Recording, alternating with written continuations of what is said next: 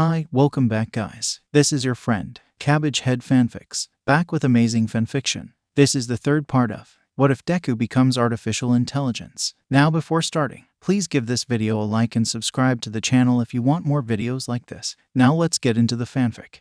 UA, Sports Stadium, Wider UA, High Campus, UA High, Monday, April 26, 2219, 9:55. Seeing their classmates' reactions to the news that Satsuna was now worth 10 million points. Some of Noble Team immediately tensed up, with Kirishima being the first to speak. You guys want to get it or you've got through us, he proclaims. Dude whines Kaminari not cool. What happened to pals before gals? He's lucky that's the version he went with. Kyoika whispers to Momo, who looks back at her friend confused, not understanding what she meant. My, what a romantic gesture, fawns Midnight, causing both Kirishima and, miraculously, Satsuna to blush, and who says chivalry's dead. But dramatic gestures aside, there are some rules to which you must abide. Cortana, the dominatrix-themed hero, prompts. The game itself will last 15 minutes. Individual point values will be added together to reach your team total. Everyone will know how much you're worth thanks to your headbands. Swipe as many headbands as you can to raise your team's score. Stolen headbands must be worn from the neck up, so the more you steal, the harder it'll be to manage them.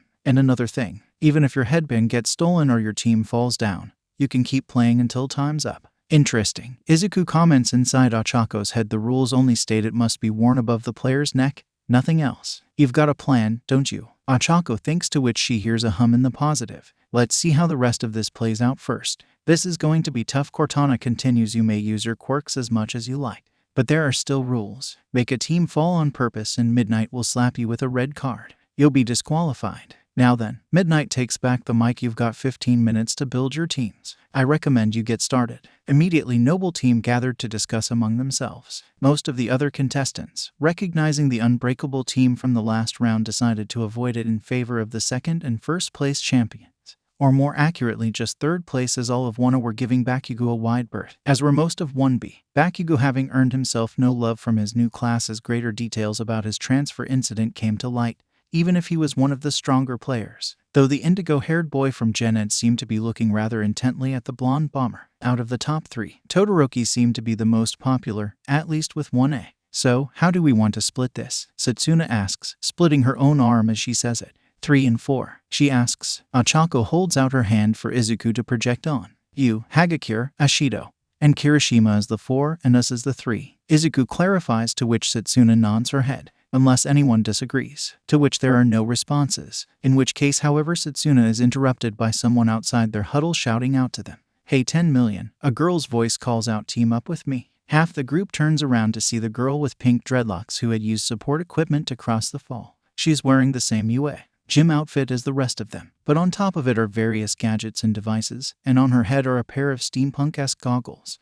Who are you? Asks Kirishima. The girl chuckles. I'm a student in the support course. The girls lift the goggles up to reveal her eyes, whose irises are shaped like crosshairs. The name's Meihatsu. We haven't formally met yet, but I want to use your current fame to my personal advantage. Well, at least she's honest. Kyoika deadpans. If I team up with you, then I'll be in the spotlight. Part of the team everyone is keeping their eyes on. Hatsum continues. That means my super cute little babies will inevitably be seen by the big company CEOs who are watching this festival. And following that line of reasoning, this is the best way for me and my marvelous gadgets to get recruited. I hate to break it to you, Satsuna interrupts, but we already have a full team of 4. Hatsum immediately deflates. But they only have a team of 3. Satsuna jabs a thumb at the upper half of Noble Team. Achako, Yaoyorozu, and Jiro, Nobles 1, 2, and 3. And the support student hums in thought, not as highly ranked as 4th. May not give me as much exposure, but she stops suddenly as she sees Izuku looking at her on top of Achako's palm. The next second she is right in front of Achako, holding the Spartan's hand in front of her own eyes for inspection.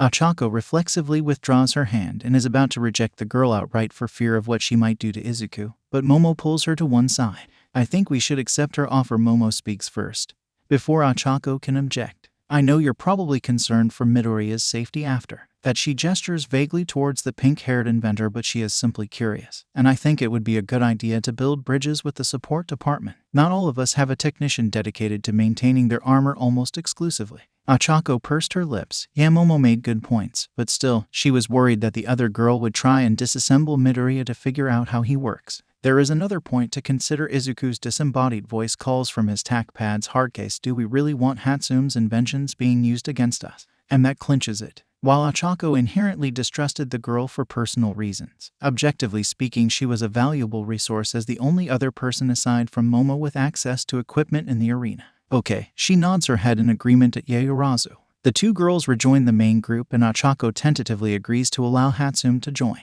Now then, Izuku says from Achako's palm, we still need a plan. Now while our courageous competitors choose their teams, loyal listeners, Mike decides to fill in time. I suppose a great many of you are curious about our more unusual student, Izuku Midoriya. Well, here to explain his deal is someone quite similar to him, UA's resident artificial intelligence, Cortana. Thank you, Mike. Cortana's voice begins to be broadcast. As many of you have gathered by now, Izuku Midoriya is not a normal student, even by the standards of our Quirks society. It was mentioned earlier by my boss Midnight that Midoriya lacks a physical body. This is because, like me, he is a digital construct. Radical. So we've got an AI as a student then? Mike slips easily into his secondary job as a radio host and interviewer. Technically no, I am an AI. Midoriya is something else, what we refer to as a digital intelligence, though for the sake of simplicity.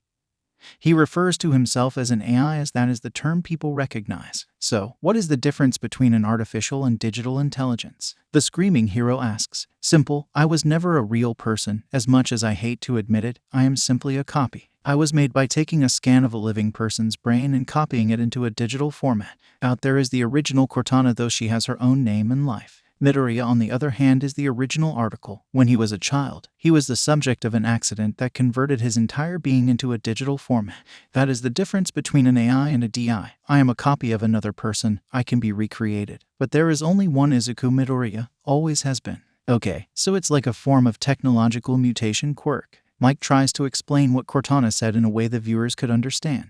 I suppose that would be the easiest way to think about it.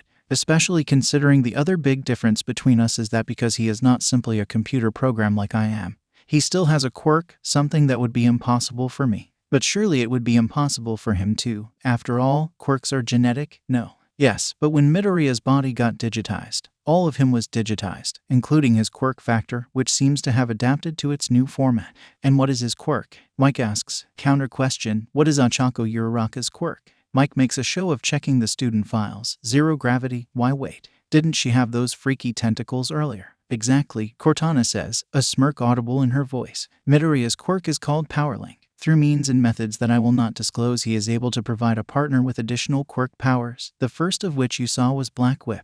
Elsewhere, an unknown location. Monday, April 26, 2219, 10:10. Really, All Might, did you think such a fantastical story would fool me? A large figure cloaked in shadows and hooked up to 100 different medical machines, rolls his eyes. Or he would have rolled his eyes if he had any. My lord, a short man, with a bald head and a large mustache, wearing large round spectacles and a lab coat, looks over from a computer he was working at. It appears the ninth wielder of my brother's accursed quirk has revealed themselves to the world. The larger man explains. All Might has hidden the one for all's existence behind a fantasy story about AIs and digital quirks. Granted, it's certainly creative for the simple fool, but such a ruse does not fool me. He must truly think me dead if he is willing to expose his successor so publicly with such a flimsy story. Still, a malevolent smile creeps across his face. It would appear his successor is one of the two demons the Silent Shadow mentioned, a Spartan. A logical choice, really. But I do hope that means she will be stronger than Nana was. It will make breaking her all the more satisfying for me, and all the more devastating for All Might. Back in the arena, the 15-minute prep time is almost up. Listen up, would-be champions. You have barely 2 minutes left to pick your teams, Mike announces, before something grabs his attention. What's this, folks? A scuffle on the pitch. What had caught his attention, and what now had the attention of most of the competitors, was the sight and sounds of a heated argument coming from Noble Team, or rather two particular members of Noble Team.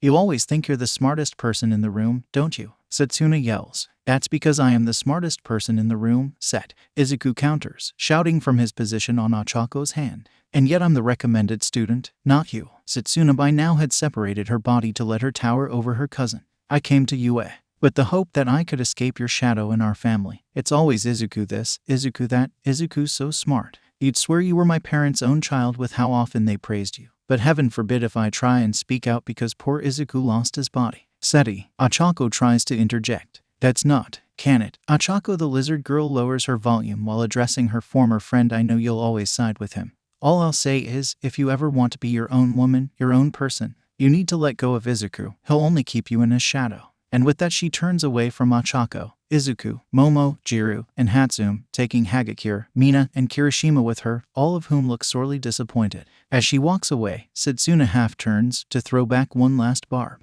You know, Izuku, maybe that guy from earlier was right. You are just a freeloader. And the Jolly Samurai, the barkeeper, and his 3 patrons are all in shock. Well, I can't say I saw that coming, Hiro says, slightly dumbly. Yeah, guess that well-oiled machine from earlier had a few technical faults. Vin comments. How's that for a last-minute pre-game upset, folks? Mike's announcement comes over the TV. It appears the team that assembled to collectively dominate the first event has fractured in two. Looks like the family drama has spilled over into school life, as it now appears a battle of the cousins has been declared.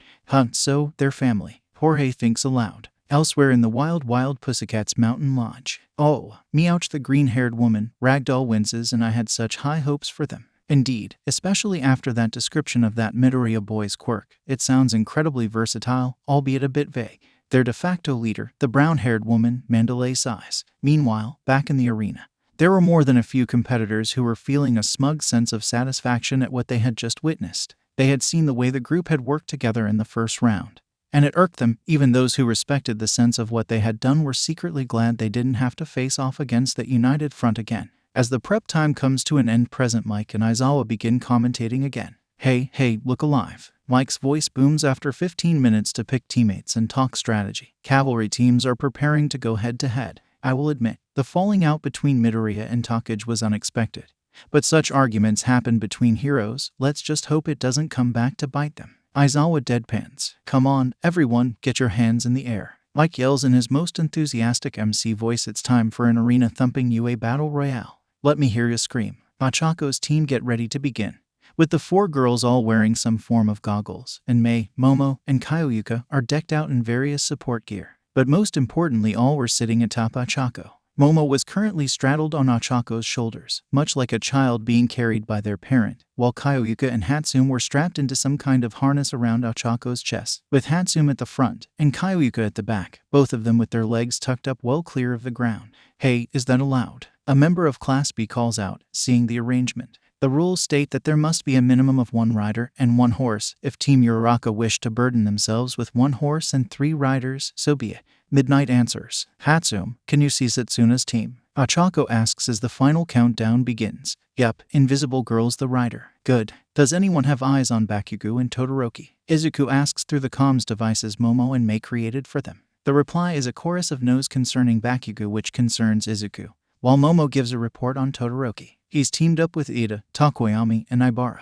Momo reports Tokoyami on his left, Ibara on his right, and Ida in front. And I must say he's giving me a rather unfriendly glare. He's probably upset he wasn't able to recruit you, suggests Kyoyuka. That's understandable, but he doesn't have to be so unpleasant about it. Momo counters. Competitors. Midnight calls out, let the cavalry battle commence. And as soon as they get the go-ahead, most of the teams make a beeline for Hagakure, who was wearing Satsuna's 10 million point headband. This is exactly what Izuku was hoping for. With most teams converging on one location, they could make a play for the top prize. As they get closer to their former teammates, Team Ochako can already see Todoroki trying to grab at Hagakure's head. Once they get close enough, Ochako activates smokescreen at 20%, and in a minute there's a 20-meter radius cloud of smoke surrounding the team, with more being pumped out as Ochako keeps running towards the now blinded top 2 teams. Well, we're off to a mad dash start, folks. Mike commentates. It appears after their loud disagreement earlier, Team Uraraka Midoriya is looking to get vengeance on their former teammates. Hey, what just happened? Kaminari cries. It's Midoriya. Todoroki says flatly. Uraraka's using one of his additional quirks, but without her armor she and her team are just as blind as us. Idiot. Satsuna scolds in the cloudy darkness. She's teamed up with Momo and the support gal. No doubt she's got thermal goggles of some kind. And just as she says that, Todoroki feels something grab his headband, and hears Hagakure cry out, my headband. Seti, someone took my headband. Uraraka, I got the 10 million, plus an additional 1 from Todoroki. Jiro calls out, get us out of here. A second later the smoke clears as Ochako makes a standing jump to launch herself into the air. And as the 1-horse team fly away under the power of float, the 2 teams recently robbed see Jiro pass 2 headbands over her shoulder for Momo to tie around her head. And in one fell swoop, Team Uraraka Midoriya has taken the lead, snatching headbands from both first and second place. How will our two slighted teams respond? Mike's voice booms over the speakers. After them is all Todoroki says, while Satsuna discreetly has her team slink away, presumably to steal points elsewhere. Right now, Team Ochako Midoriya were currently 30 meters up in the air, not totally out of reach of other players, but they weren't sure if there was an upper limit to the boundary. So, now that we're up here, now what? Asks Hatsum. Heap away, replies Izuku. Uraraka, Kyoyuka begins. Remind me, what's your airspeed with float? It's a direct correlation. Stockpile percentage equals kilometers per hour, so 20 kph. But while I'm carrying you 3, it's significantly less.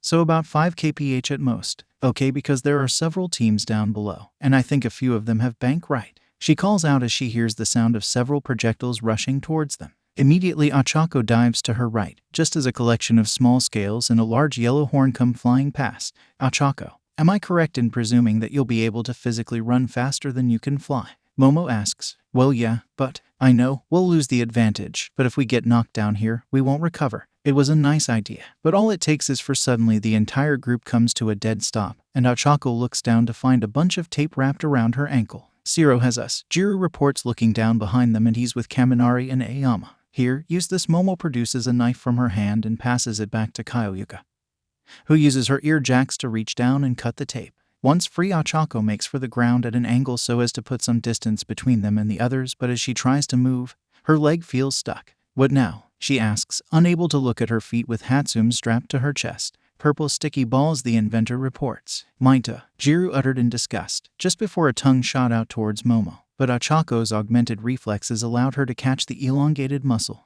Nice try, Tsu, she calls out as she feels the tongue try to retract, surprised you to team up with Mainta, though she releases the tongue, which retracts into a cocoon made from Shoji's arms. Needs must, Ochako. Kira the frog girl replies. Besides, I was more teaming up with Shoji. Mainta was just an accident.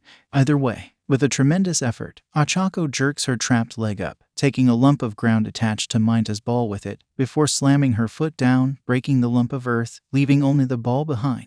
The display of strength leaves the opposing team stunned. Be seeing you, Tsu, Ochako calls cheerfully as she begins jogging at a Spartan's pace away from them. I forget just how strong she actually is, Kiro. Tsu gulps. Damn Midoriya, and his harem. Mainta curses. As he does so, Jiro flips him the bird from her position strapped to Ochako's back. A second later, Mainta's headband disappears as Ibara retrieves it for Todoroki. Ochako continues her steady jog around the arena, her teammates relaying information about the other teams, which have largely devolved into fighting each other rather than going after the big fish. Any sign of Hagakure? Izuku asks, and receives negative answers, which he supposes should be taken as no news is good news, but still. Well, if it isn't 1A's golden duo. A smug voice calls out as a team of 1B students bears down on them, their rider being a boy with neatly combed blonde hair and an air of smug superiority. I've heard a lot about you from Bakugo. According to him, you two look down on him and therefore us. Who knew Dumbass was infectious, mutters Kyoyuka. Ochako, Izuku cautions. I know, she replies. I must admit I was rather impressed that the glory hounds of Wano were able to work together for the first task.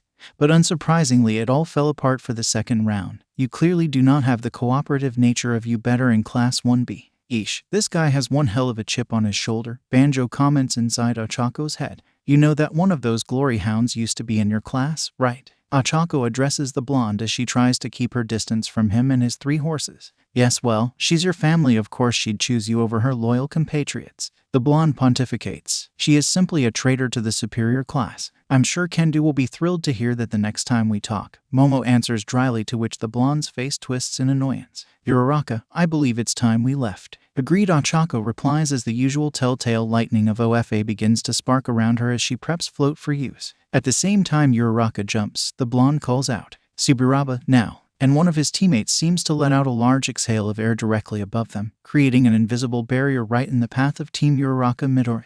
But the barrier seems to have no effect as Ochako just smashes through it, though Hatsum accidentally takes some of the brunt. What was that? Momo asks as they're midair. An invisible barrier of some kind, Izuku answers, but clearly not a strong one. Yeah, but that's weak by Spartan terms, not normal terms, Kyoyuka counters. As the Spartan cavalry team flew away, the blonde, Nido Monoma, was left dumbfounded. How dare these Wana egomaniacs ignore him? He's about to order his team after them, when a monotone voice seems to address him. Those guys suck, don't they? The voice asks. Monoma begins to reply, but his mind suddenly goes blank, and is helpless to stop his headband from being stolen. back with the Team Uraraka Midoriya. They were currently floating above the general melee. Izukun, how much time is left? Ochako asks. About 5 minutes comes the reply. Good, we can keep holding out for that much longer, Ochako replies confidently as she touches down on the far side of the arena.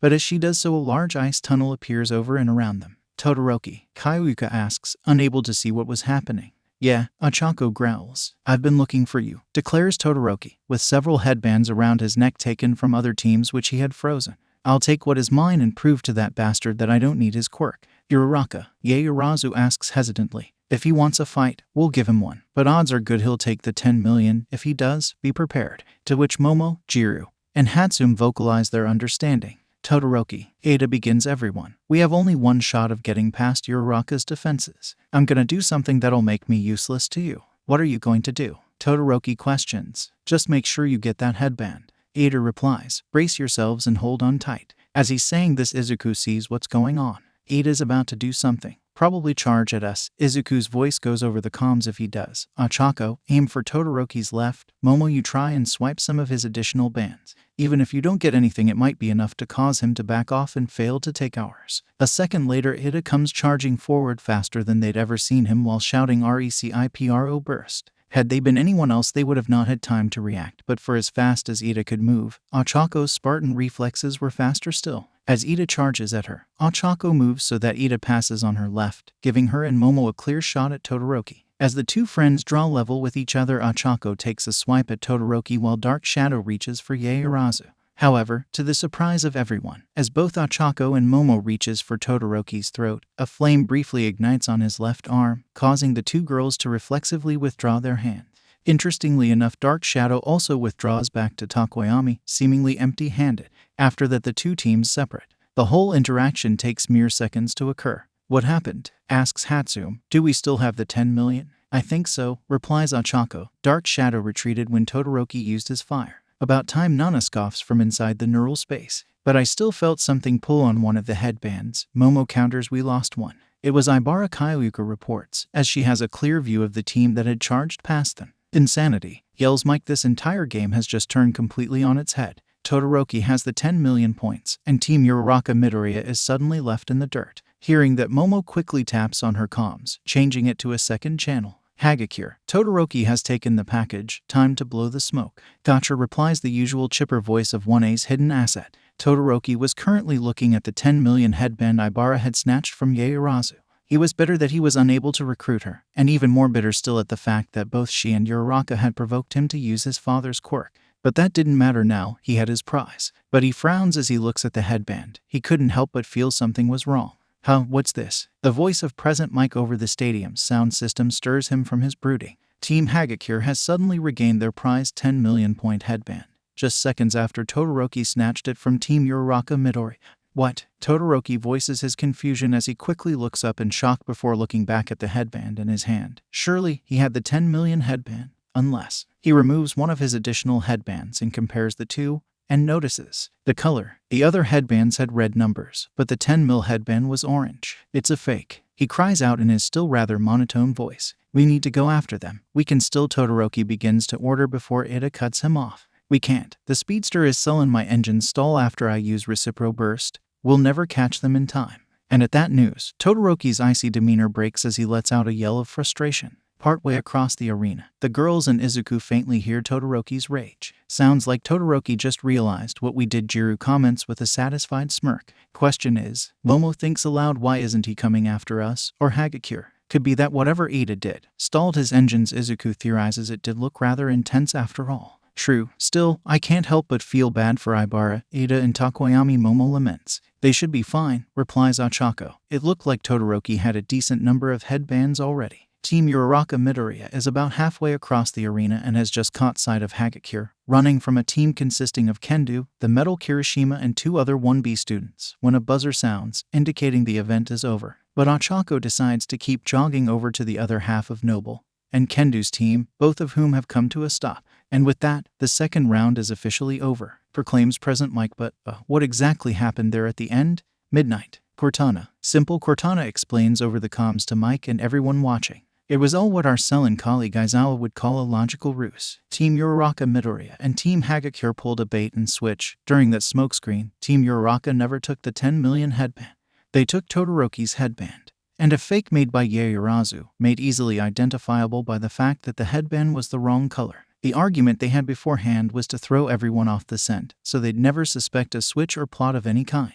But what happened to the original headband? It never left Hagakure's head. Cortana says as if it were obvious what you and most people weren't to know is that Hagakure recently discovered her quirk is not in fact invisibility, but rather light manipulation.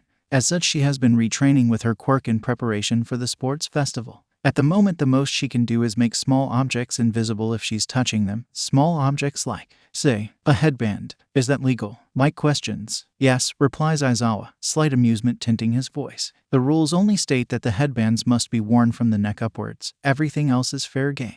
Which means, announces Midnight in first place, having never actually lost the 10 million points as Team Hagakure. In second place, having successfully kept the heat off their sister team, is Team Uraraka Midori. Third place is Team Todoroki. And finally, sneaking into fourth is Team Shinso. And across the country and within the stadium, the audience goes wild. Many had been impressed with the group's performance in the first event, and their little staged argument before the second round had left many disappointed. But what they had just witnessed and heard was spectacular. The rabbit hero Maruko, Rumi Yuzujiyama, was doubled over on her couch in hysterical laughter, and what she had just witnessed, holy say. The look on Endeavor's kid, the fiery bastard must be fuming. The rabbit hero says to herself between fits of maniacal laughter. So, we're agreed on our first internship offer. Mandalay looks at the rest of her team, and they all nod in agreement before she sends off the email. Back in the stadium, there's the sound of an almighty explosion after Midnight finishes announcing the results. Presumably from Bakugo, considering that's who starts yelling. Where is he? Where is that purple-haired AIZAWA wannabe FR? What the heck's that all about? Kayuka asks, as Momo helps her out of the harness she'd been in for the past 15 minutes. No idea, but it can't be anything good, Satsuna comments as she and her team victorious join up with the rest of Noble and their former pursuers, Kendu's team. We saw Blasty, Jiro and Shouta acting as the horses for the Aizawa look-alike, Shinso I assume. The rest of Noble look confused, as do Kendu, Tetsutetsu and the other two members of 1B. Who joined them? Sorry, Satsuna. Kendu calls out, grabbing the attention of the Wana students. But did you say Shouta was working with Bakugo? Yeah, along with Jiro. The traitor Hagakure pouts invisibly as she puts her gym top back on, having taken it off for the cavalry battle. Something's definitely up, Izuku comments from Achako's hand. Even if you could convince Bakugo to work with other people, he'd never make himself the horse. He'd rather have forfeited than make himself the horse. The collective group of 1 and 1B students hum in thought before Kendu decides to change the mood. Well, congrats on you guys for getting through, Kendu says with a genuine smile. That bait and switch tactic was inspired. Did you have this planned all along? Is that why you teamed up for the obstacle course? Oh, thanks, Kendu. Izuku rubs the back of his holographic head nervously. But no, we only came up with that plan in the 15-minute prep time. We simply teamed up beforehand to improve our chances of getting to the tournament, to maximize our exposure. Well, you've certainly done that, Kendu says, impressed. I'm not even mad. Despite coming 5th, sure, we didn't gain any points, but on the other hand, we didn't lose ours either. She holds up the headband in her hand. You know, I think you might be the only non-qualifying team that didn't lose their points. Momo points out, so that's something. Huh, thanks, I guess. Kendu shrugs her shoulders as Mike makes his next announcement. With our 4 teams chosen for the next round, we're going to be taking a slight interlude for some recreational games before lunch to allow the students to relax and just have some fun. This will be open to all students who wish to partake, but those in the third event don't feel like you have to participate. Looks like we've got some time to recover, says Momo. I think it would be wise of us to take that time to prepare ourselves for the third event after lunch. Achako and Izuku are about voice their agreement, but before they can, the monotone voice of Todoroki cuts them off. Midoriya, Uraraka, can I talk to you in private? He asks in a polite, but clearly icy tone. Mina, Kirishima, Jiro and Satsuna immediately tense up, ready for anything the Ice Prince might pull, especially after what they pulled in the last event. Judging by the position of her clothes, Hagakure has clearly entered a fighting stance while Momo watches with a neutral expression, giving away nothing as Kendu and her classmates look on in confusion. Achako raises a hand to calm her friends and teammates. It's fine, guys. I'm sure he just wants to talk. You go and relax. I'll meet you up at our seats. She then turns and follows Todoroki into the corridors of the stadium. The Spartan and AI duo follow Todoroki till they get to one of the many exits leading from the stadium to the outside. It's here where Todoroki stops and leans against one of the corridor walls, while Ochako stands, one hand in her jacket pocket, the other held out in front of her to allow Izuku to project on it. After a second, Todoroki begins to speak. "You overwhelmed me," he says, confusing both the Spartan and AI as he stares at his left hand clenching and unclenching it. "And it made me break the promise I made to myself a long time ago." "Is this about your left side?" Izuku asks. "Your fire." Todoroki looks up at him, with something between a mix of anger and surprise. "The vestiges, and I had you pegged from the first week. You've been holding back, Todoroki, though why, we don't know." There's another pause before Todoroki speaks again, asking a question that stuns both the two students and the vestiges within Izuku. "How long does All Might have left?" the scarred teen asks in a low voice. "Huh?" both Izuku and Ochako exclaim, wondering where this came from. "Over 2 weeks ago, when you told us about you, him, and the Covenant, he said his time was running out till he could no longer be All Might." He looks up once more and the two teens see anger and desperation in his eyes. "So how long exactly does he have left?" "Todoroki," Ochako begins but doesn't know how to continue. "Todoroki," Izuku takes up the lead. "Why are you asking this? What's going on?" Inside, Ochako could hear the faint murmuring of the vestiges talking in a low whisper. Unfortunately, she can't make out what they're saying. Todoroki takes a deep breath before he begins to explain. "My old man is ambitious. He aims for the top. He used his power to make a name for himself as a hero. But he was never able to best All Might, so the symbol of peace is living proof of his failure. He's still at it, though, trying to take down All Might, one way or another." Judging by their now dark tone, Ochako reckons the vestiges' whispered conversation had become angry in nature. "Todoroki," Ochako begins hesitantly, "what are you saying?" The ice quirk user takes another deep breath before looking Ochako dead in the eyes. "Uraraka," he says with intent, "have you ever heard of quirk marriages?" And with those two words, the voice inside Ochako's head erupts into righteous fury, with second, third, and banjo being the loudest. Ochako reaches to her head in pain at the sudden noise, but ends up having to toss Izuku's pad out onto the grass outside just to get her implant out of range of the chip in order to break the connection. An action which disturbs Todoroki slightly. "Sorry," Ochako says, takes deep breaths, but they were too loud. She then moves to pick up the tack pad, hoping Izuku had brought them under control. "Izuku?" she asks hesitantly. And a second late, both he and Nana appear on the pad's surface. "Don't worry, Aken," Izuku says reassuringly. "I've restricted them to just my chip for now." "Thanks, but I guess you have your answer now, Todoroki," she says to the smaller teenage boy. "Figures. It was a bigger problem in the early days of Quirks. It makes sense the first few vestiges would be familiar with it. Seeing as you're familiar, I'll skip the explanation. My father has not only a rich history of accomplishments, but plenty of money to throw at his problems. He bought my mother's relatives to get his hands on her quirk, and now he's raising me to usurp All Might." Izuku immediately notices Nana's fists clench and her jaw set in hard line as she gritted her teeth. In response, he places a calming hand on her arm. "Todoroki is not Tenko," is all he says. And while she does not relax, Nana's hologram mimics taking a deep breath. "I'm going back with the others. This is a topic of conversation I had better avoid for now," is all she says before disappearing back into the pad. "It's so annoying." Todoroki continues, "I refuse to be a tool for that scumbag.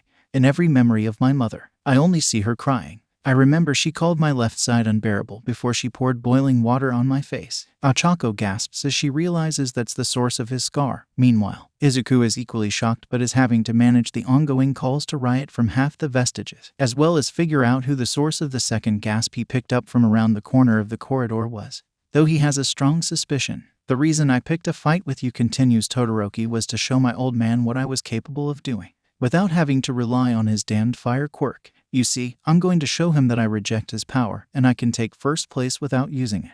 If All Might is going to retire before we even finish UA, then my only chance to prove myself is against you. Or else." And for a brief second, Todoroki's voice seems to catch and he begins to walk away, to the surprise of Ochako and Izuku, and then it hits them. The reason why Todoroki had asked about how long All Might had left, if Endeavor had raised in such a brutal manner in order to surpass All Might, and then suddenly All Might was gone. Todoroki was trying to make all his suffering worth it, so that he hadn't endured all of that for no reason. The two say nothing as Todoroki walks away. After all, what could they say? The boy had been raised solely to surpass All Might.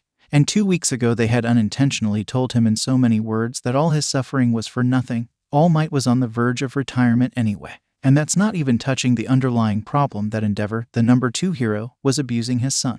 "We have to tell someone about this," Ochako says once she's sure Todoroki is gone. Agreed, Izuku says before calling out Hagakure. The two teens hear an EEP of surprise as the invisible girl realizes she was caught, so she steps out from behind the corner. The only evidence that she was there was a floating phone and a pair of shoes with hollow socks. Please tell me you recorded that. Izuku begs. No, sorry, the invisible girl apologizes. I only brought this in case of emergencies. She holds up her phone as she talks. That's okay, Izuku says while scratching his forehead. I can just extract the audio from my memory banks. Not to mention there are security cameras everywhere. Cortana's voice chimes in, causing the three teens to jump slightly. Unfortunately, while it is damning testimony, it's not evidence, but suffice it to say, Nezu is not pleased. The teachers have had their suspicions. They are mandatory reporters after all, but this is the first confirmation they've had. Word of advice though, don't tell the chief about this, leave that to me and Nezu. Halsey and Oni.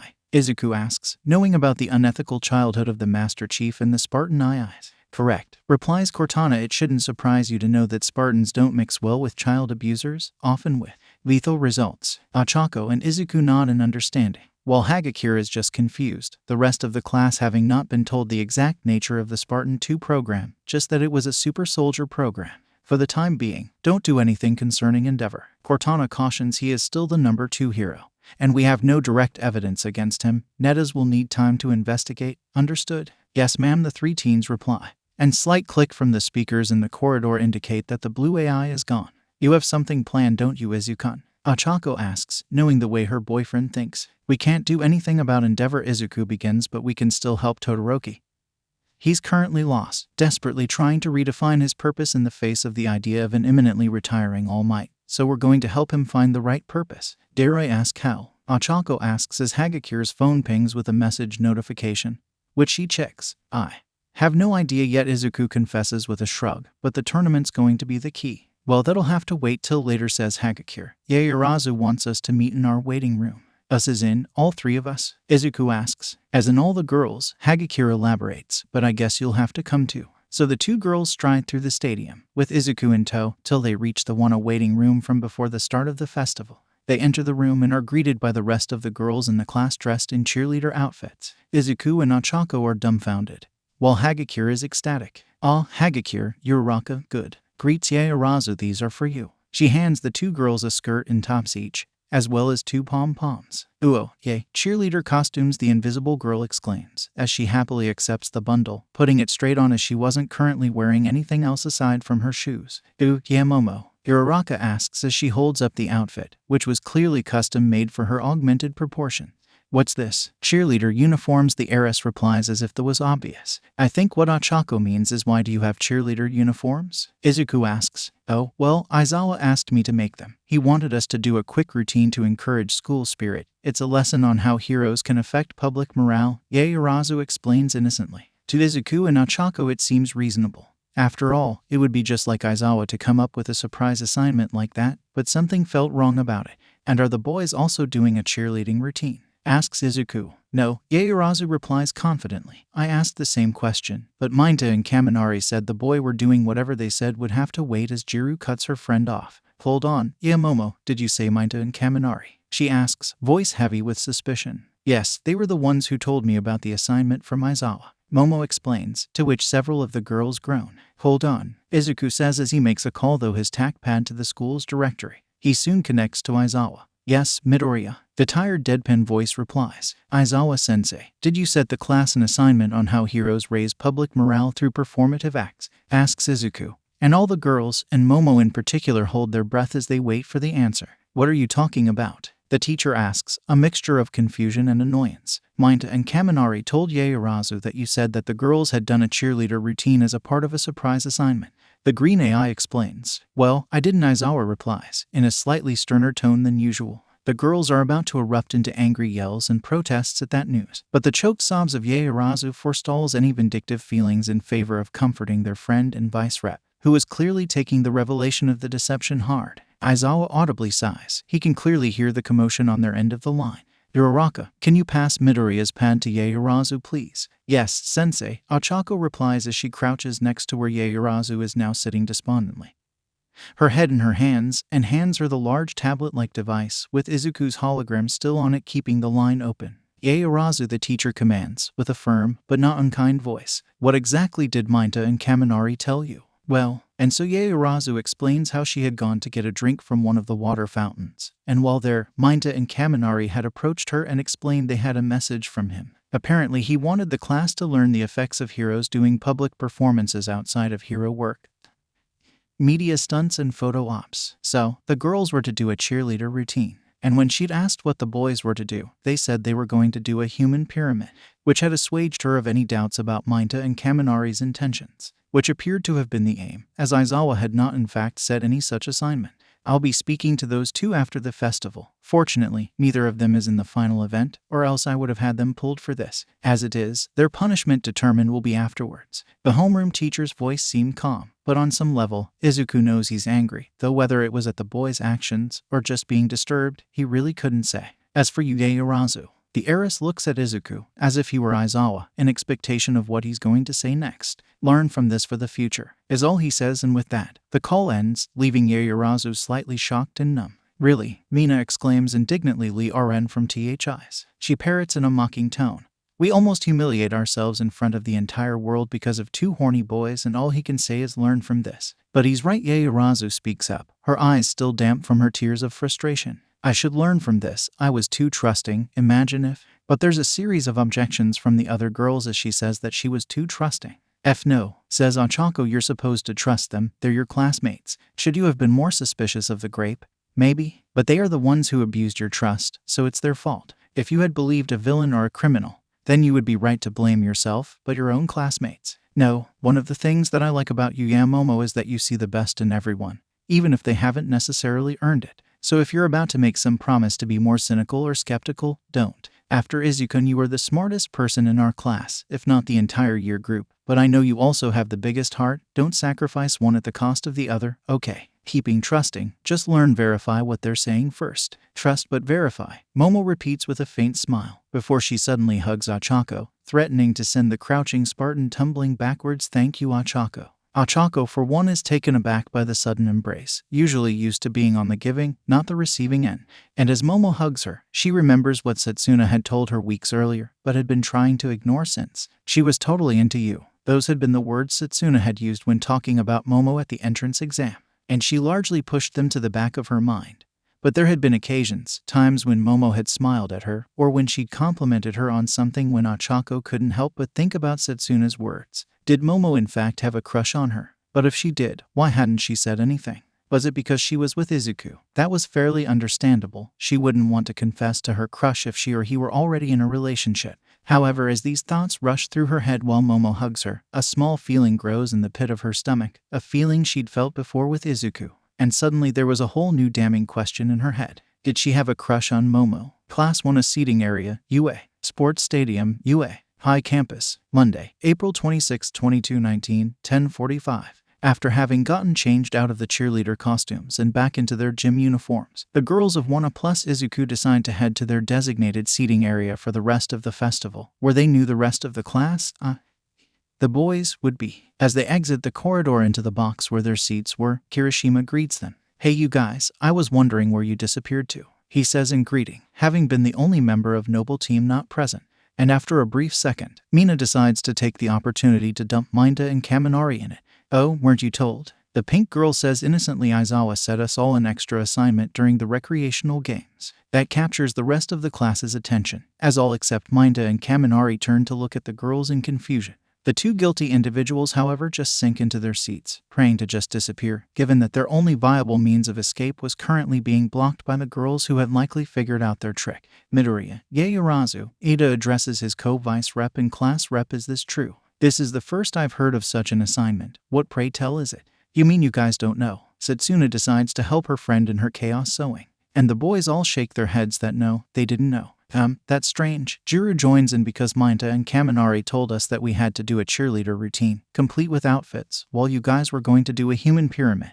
We assumed they would have told you guys so as not to fail the assignment. Minta, Kaminari, Ida immediately turns to the two troublemakers and begins scolding them. For the entirely wrong reason. While I understand you do not wish to do additional schoolwork on today of all days, as responsible students, it is our duty to complete any assignment given to us by our teachers. By failing to inform us of this assignment, you put not only your own grades but the grades of your classmates at risk as well. Fortunately, Ada Izuku interrupts his friend mid-arm chop. There's actually a pretty good reason why they never told you guys about the assignment. Which is, Ada raises an eyebrow at his technological friend. They were lying, Momo says in a cold tone. They tricked me to get all the girls to perform in those ridiculous outfits for their pleasure. They only mentioned the boys were to perform a human pyramid as a cover story. We checked with Aizawa. Most of the boys glare at Minta and Kaminari, though some of them, such as Kirishima and Shiro, look more disappointed at what their friend and his associate had tried to pull off. Bro, so unmanly. Kirishima shakes his head in disgust. Was all of that true? A female voice from behind the girls calls out, and the groups separate to either side of the doorway to reveal Inko and Himiko, the latter of whom is baring her fangs in anger at what she'd just heard. It is Mom, Izuku answers. But don't worry, Aizawa is aware and will be punishing them after the sports festival. As he says that, the boys in question gulp in fear. Well then, I'll hold him to that, Inko says coldly before reverting back to the usual cheerful demeanor one had come to recognize from their previous encounters. Anyway, hello everyone. Hi Ms. Midori, as several students reply. Hi Himiko. Hi everybody, the blonde girl greets before turning to one student in particular, Hiitsu. The frog girl gulps nervously. Hey Himiko-chan. Most of the girls hear the exchange and raise their eyebrows in surprise. How long? Inko whispers to her son and his girlfriend, to which Izuku and Uraraka shrugs. Anyway, Inko decides to move on while her daughter begins talking with the frog girl. I'd just like to congratulate all of you for your performances so far. I imagine your parents must be so proud, and I know for certain your teachers are proud. Yay Mama Doria, Mina and Hagakure exclaim with joy. I assume saying hi and congratulating us isn't the only reason you're here. Achako asks as she removes her right-hand projector glove and holds it out for the shorter woman, who suddenly becomes a bit embarrassed. Oh, well, Inko begins. By now most of the class had returned to watching the recreational games. It's okay Mom, Izuku says reassuringly. You can just say you wanted to see Nana. Yeah, we're not going to resent someone wanting to see their partner, adds Mina, before a wide grin breaks out on her face. After all, we have to put up with Midori and Achako every day. Hey, the mentioned teens cry out in objection, causing those around them to chuckle while Inko puts on the holographic glove Achako gave her. A second later, Nana appears in the palm of the Midoriya matriarch with a smile on her face. Hello, Inko, the holographic former hero says softly. Glad to see you in person again. I wouldn't have missed the opportunity to see both you and Izuku in person. The green-haired woman replies as she holds the hologram closer to her face, close enough for Nana to gently stroke Inko's cheek, not that she can feel the touch. The few students still paying attention to the two adults feel their hearts melt at the cute interaction till a mocking voice disrupts the tender scene. Must be nice to be so confident in your abilities that you can waste time on such frivolous activities. The class looks to where the voice is coming from, which is the dividing wall separating them from the next seating area. And peeking over that wall is the head of the blonde guy from Class 1B.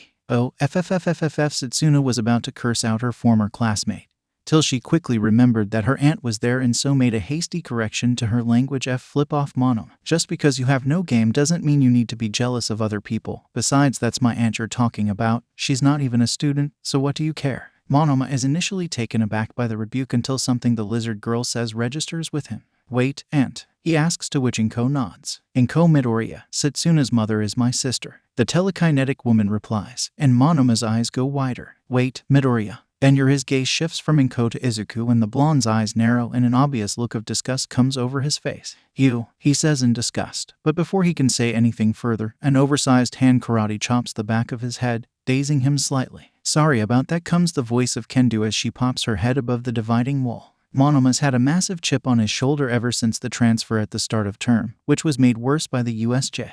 But why did he look at my son like he was something unpleasant on the bottom of his shoe? Inko asks, concerned about the dirty look the blonde had given Izuku. Oh, that. Kendu responds, that's because of Monoma's quirk. It allows him to copy the quirk of anyone he touches, but with Midori, you can't touch an AI, Momo concludes, to which Kendu nods. It's been driving him nuts. The redhead explains, from what we've seen you've got a stupidly powerful quirk, Midoriya. One Monomo would like to copy, but can't. That hardly gives him the right to treat Midoriya indecently. He's more than just his quirk, Momo argues. That's what I keep trying to tell him, Kendu says in a weary tone, just as Monoma comes out of his daze. Kendu the blonde begins to argue but is cut off by his classmate enlarging her hands with her quirk and carrying him with one hand away from 1A. Oh, no, if you can't play nice, then you're going in timeout, she says as she walks away before calling back. Good luck you guys in the third event. The various members thank her as she disappears back behind the wall. Well, that was interesting, Inko says, slightly bewildered. That's more or less an average day at UA. Nana replies, "Now, find a seat and relax. We've got 2 hours to enjoy before the final event of the day. Main Arena, UA. Sports Stadium, UA. High Campus, Monday, April 26, 2219, 12. After the recreational games had concluded, Midnight summoned the competitors from the second event down to the main arena to announce the third and final event after lunch. After the break, Midnight begins. The 16 students from the top 4 teams will be duking it out in a tournament-style fighting competition. The members of Noble Team get an immense feeling of satisfaction knowing that Izuku's prediction had ultimately been right. This is what they had worked together for, and now they'd have to fight each other. Midnight speaks up again, this time a yellow box in her hands. To decide who your opponents will be in the first round, you'll all pick lots. We'll start with the first place team. But before Satsuna and her team can move, Jiro sticks his hand up, grabbing everyone's attention. Excuse me. The tailed boy calls out, "I'm sorry, but I'm withdrawing." The reaction is instant amongst the assembled students who mostly gasp in shock. It just wouldn't be right. The boy explains, "I barely remember anything from the cavalry battle until the end of it." As he says that, Izuku and Ochako notice Bakugo's frown in reaction. But it isn't his usual angry frown, it's a frown of concentration, as if he was thinking something. "I know this is a great opportunity." 1A's resident martial artist continues, "I wish I could take advantage of it, but my conscience won't let me." At that, Bakugo scoffs. Jiro, "Stop and think for a minute," Hagakure calls out to her friend. "I have." "Okay," he replies. Up in the staff box, the teachers are discussing this recent turn of events. "I will confess," the arbiter speaks up, "there is a part of me that admires learner Ajiro's integrity. It is very Sangheli in nature." The major nods in agreement with that statement while Toshinori looks at them. "I'm afraid you'll have to explain." The skinny pro says. And the arbiter is happy to oblige. "Our culture is one that places great emphasis on honor in all aspects of life, but especially in combat. Even mock combat such as this." He sweeps his hand in the direction of the stadium. "To a Sangheli, it is better to lose with honor than to win in disgrace. If a Sangheli feels they have not won a fight fairly, then they would rather concede to their opponent, or possibly consider the match void, than live with an unearned victory. At least that is what culture and tradition dictates. Our time in the Covenant has mudded Sangheli tradition." Toshinori nods in understanding before turning back to the main arena. Despite further arguments and attempts at reasoning from the other members of 1A, Jiro steps down from the final event, as does Shouta, much to Kendu's chagrin. Even more so once she and Tetsutetsu are chosen to take their place. Their team having come 5th and their classmates believing they were more deserving of the spots. Eventually, after everyone had picked a letter out of the box, the matches are displayed on the screen and for the most part everyone is excited. Except Jiro. "Damn it," the punkette curses, and her friends and classmates look at her in confusion, before looking again at the first round matches. The other members of Noble and Mina wince as they see that Jiro is up against Bakugo. "Well, I'm humped." Jiro sighs, "Thanks you guys for getting me to the tournament, but it looks like it was all in vain. Don't give up yet. You're the last fight of the round." Momo tries to encourage her friend. "That gives us plenty of time to think of a strategy." "Yeah, you could be going first like Midoriya and Uraraka." Kirishima likewise tries to be encouraging, and they're up against that Shinso kid from Gen Ed. "We don't even know what his quirk is." And if summoned by mentioning his name, the purple-haired kid walks up to the group. "So, Ochako, Uraraka, Izuku, Midoriya, we meet again," he calls out, and the junior Spartan turns around, her palms still out for Izuku. "Excited?" he asks, but before Ochako can respond, Ajiro's tail covers her mouth, preventing her from replying.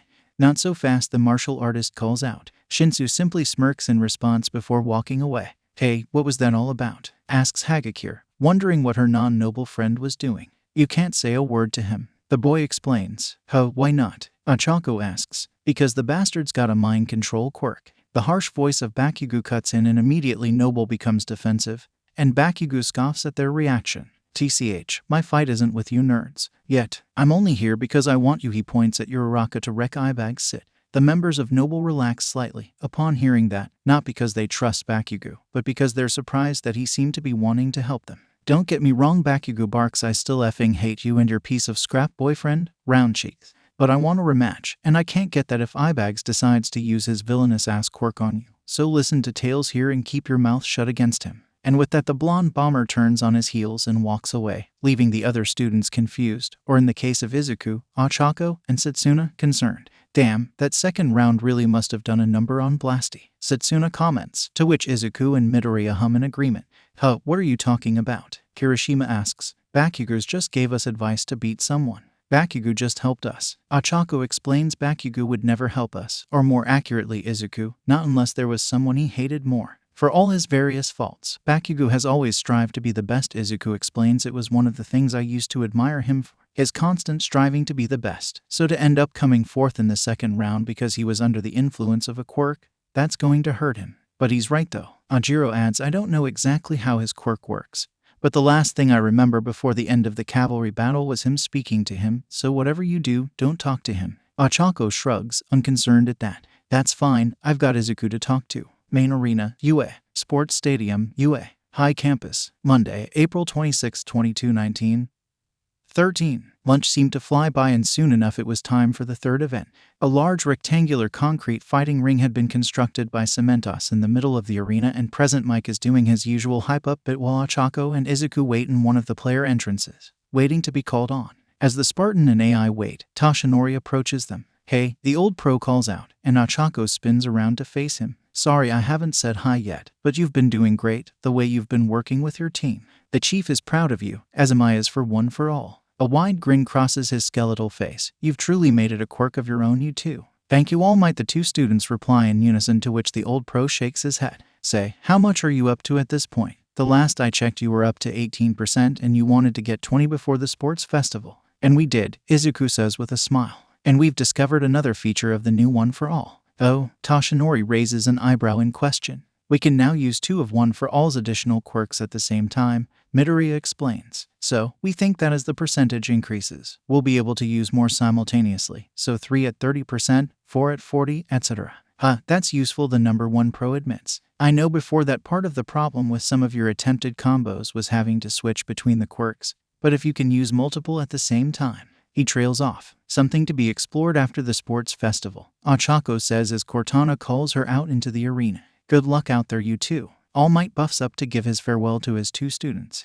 Welcome our first fighters, Mike announces to the roaring crowd as Ochako and Shinso enter the raised fighting rectangle. The girl who will toss you into orbit with or without her quirk. It's Class 1A's Ochako Uraraka versus Hitoshi Shinso, the potential dark horse from Gen Ed who hasn't really stood out yet. The loud blonde announcer then explains that there are 3 ways to win. Throw your opponent out of the ring, immobilize them, or get them to submit. He then explains it's essentially no holds barred thanks to Recovery Girl, but to avoid anything life-threatening for obvious reason.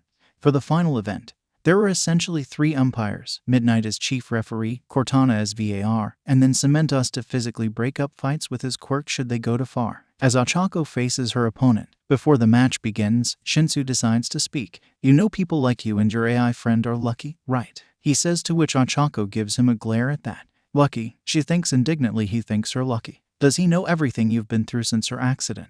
Where does he get off saying you're lucky? In a way he's right, Izuku replies. Sure, I've lost my body, but I have this amazing unique power with which to help people. And can you honestly tell me you wouldn't give up that power just to be able to hug your mom one more time? Ochako asks with a hint of sadness as she thinks of all the nights Izuku spent on his own before meeting the chief and Cortana. Izuku doesn't respond, but he doesn't have to. Midnight announces the start of the match and Ochako begins to step forward as Shinso continues to speak, both intending to finish this quickly. Especially him, he has such a strong, powerful quirk, it's even resistant to my own. He never has to eat or sleep, he doesn't age, it's the perfect quirk. And something in Ochako twigs as he says the words perfect quirk. Perfect. The blistering rant she was about to give is cut short as Shinso's quirk takes hold and her eyes glaze over. Shinso smirks. He'd seen the way the giant girl had reacted to him calling the AI boy lucky and guessed that would be her weak spot. He's about to brag and instruct the girl to exit the arena when the giant girl suddenly collapses to the floor, much to his and everyone's shock.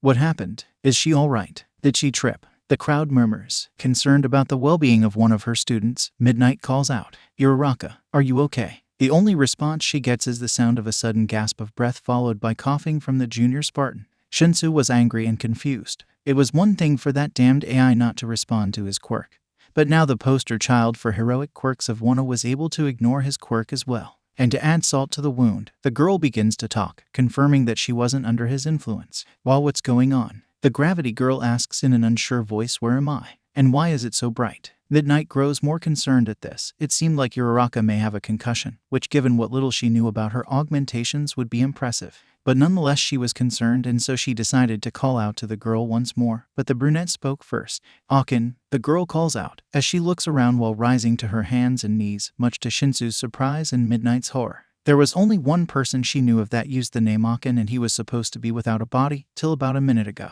Midoriya, she calls out, and the girl whips her head towards the Empire and looks at her with fear in her eyes. Midnight Sensei. The girl stutters out in a very uncharacteristic manner as she begins to realize what's happening. What is I didn't I? She turns to look back at Shinso. Undo it, she begs. What? The purple teen spits in anger and confusion. Chief, Cortana, get down here now. Midnight calls over her comms mic. Postpone the match. Midoriya is now controlling Uraraka's body. I'm worried about what may happen. Chief's already on his way, Cortana replies, and tells Shinso to release his quirk. It might undo this. Shinso, the R-rated hero, calls out, release your quirk. What? The teen yells, why should I? Just because one of UA's precious hero students can't beat a so-called villainous quirk, I should go easy on them. Midnight frowns in frustration at that. Clearly this kid had a chip on his shoulder, one she didn't have time for. Release your quirk, or you'll be in detention for defying a teacher and unnecessarily endangering another student. Is that understood? She responds in a forceful tone that actually gets the kid to back off and release his quirk. As he does so, Ochako, Izuku seems to respond. Akin, they call out, I can hear you okay? As they seem to have a conversation with themselves, the Master Chief runs on stage carrying Inko and puts her down next to the junior Spartan. Izuku, she asks hesitantly. Mom, the girl asks, eyes tearing up. The voice may have been Ochako's, but the speaker was definitely Izuku, who tries to hug her mom before Chief pulls them back. Easy, Midoriya. The Spartan calls out, you're in Ochako's body now, remember, you've not trained in it like she has. I know this is a lot, but I'd probably crush mom by accident. The once bodiless AI realizes, now that they've had time to think. What happened? Inko asks. I don't know, Izuku replies, and it's the truth. 1 minute Ochako's running towards Shinso. The next minute she opens her mouth to speak, and then everything went black and on. Here they gesture at themselves. And what of Ochako? The chief asks. Izuku, Ochako holds out their palm that still has a glove on, and a hologram of Ochako appears, but as she was just before her augmentations, buff, but still a normal teenager. Ochako, are you all right? Inko asks, more than slightly concerned about the girl she currently had guardianship over. I'm fine, Auntie. I'm used to the ins and outs of being in neural space from the nights we spend together,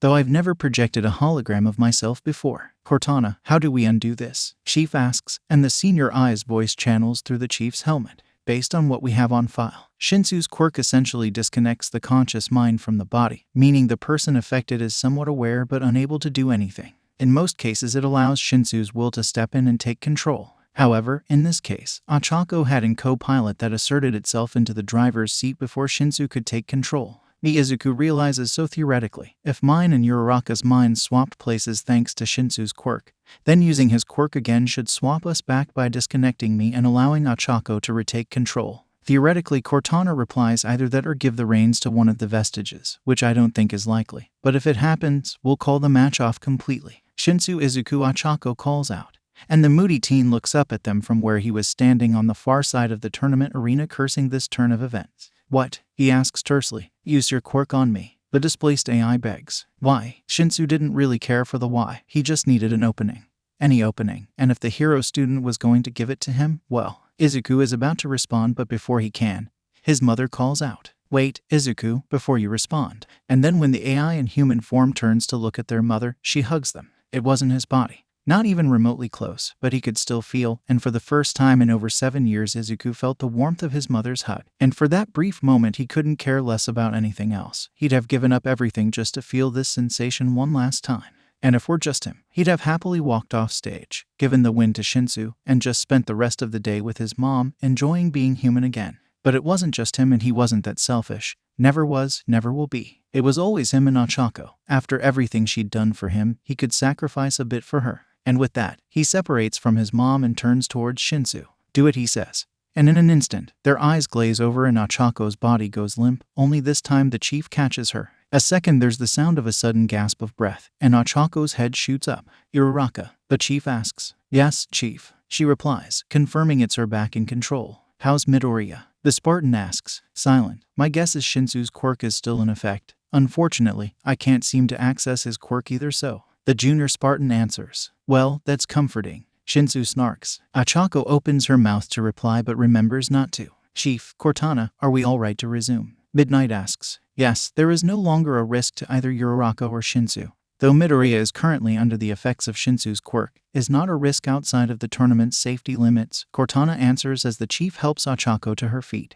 Understood. Thanks. She then turns on her radio to the commentator box. Mike, we're good to go. Right on. The blonde commentator responds. In the rural tavern, the 3 Spartans and their barkeep were spending the impromptu ad break discussing what may have happened, when the announcer's voice drags their attention back to the TV. Welcome back, listeners of all ages. Apologies for that sudden break there. We had a bit of a health and safety scare after some unforeseen side effects involving Shinso's quirk, but thanks to the diligent work of our staff here at UA, the situation has been resolved, and our fight is ready to resume. As Mike says the word staff, the camera pans and zooms in on the chief, who is walking off stage next to Inko. And as his image comes on screen, the bar erupts into pandemonium as the 3 Spartans react with shock and surprise. Jorge curses in Hungarian, then ends up cursing in Vietnamese, and Isaac initially spits out half his current mouthful of drink, before accidentally inhaling the remaining half, causing him to have a coughing fit. Meanwhile, the poor barkeeper, Jiro, almost has an early grave as the chaos that erupts around him nearly gives him a heart attack. Once the cursing and coughing have died down enough for Jiro to relax, he looks at the 3 siblings in bewilderment.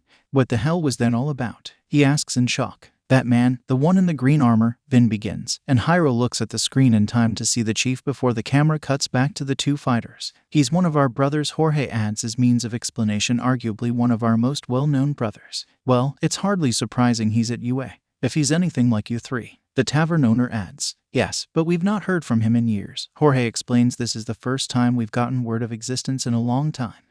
Never pegged John as a teacher though, Isaac comments. I always figured he'd get bored sitting at a desk all day. Unless he's a combat instructor, Vin counters, which Isaac concedes is possible. Or, Jorge adds he's got another reason to stay. Like what? Look at the girl currently fighting, he says, and all of them look at the screen as Uraraka physically pins Shinso to the ground with her bare hands.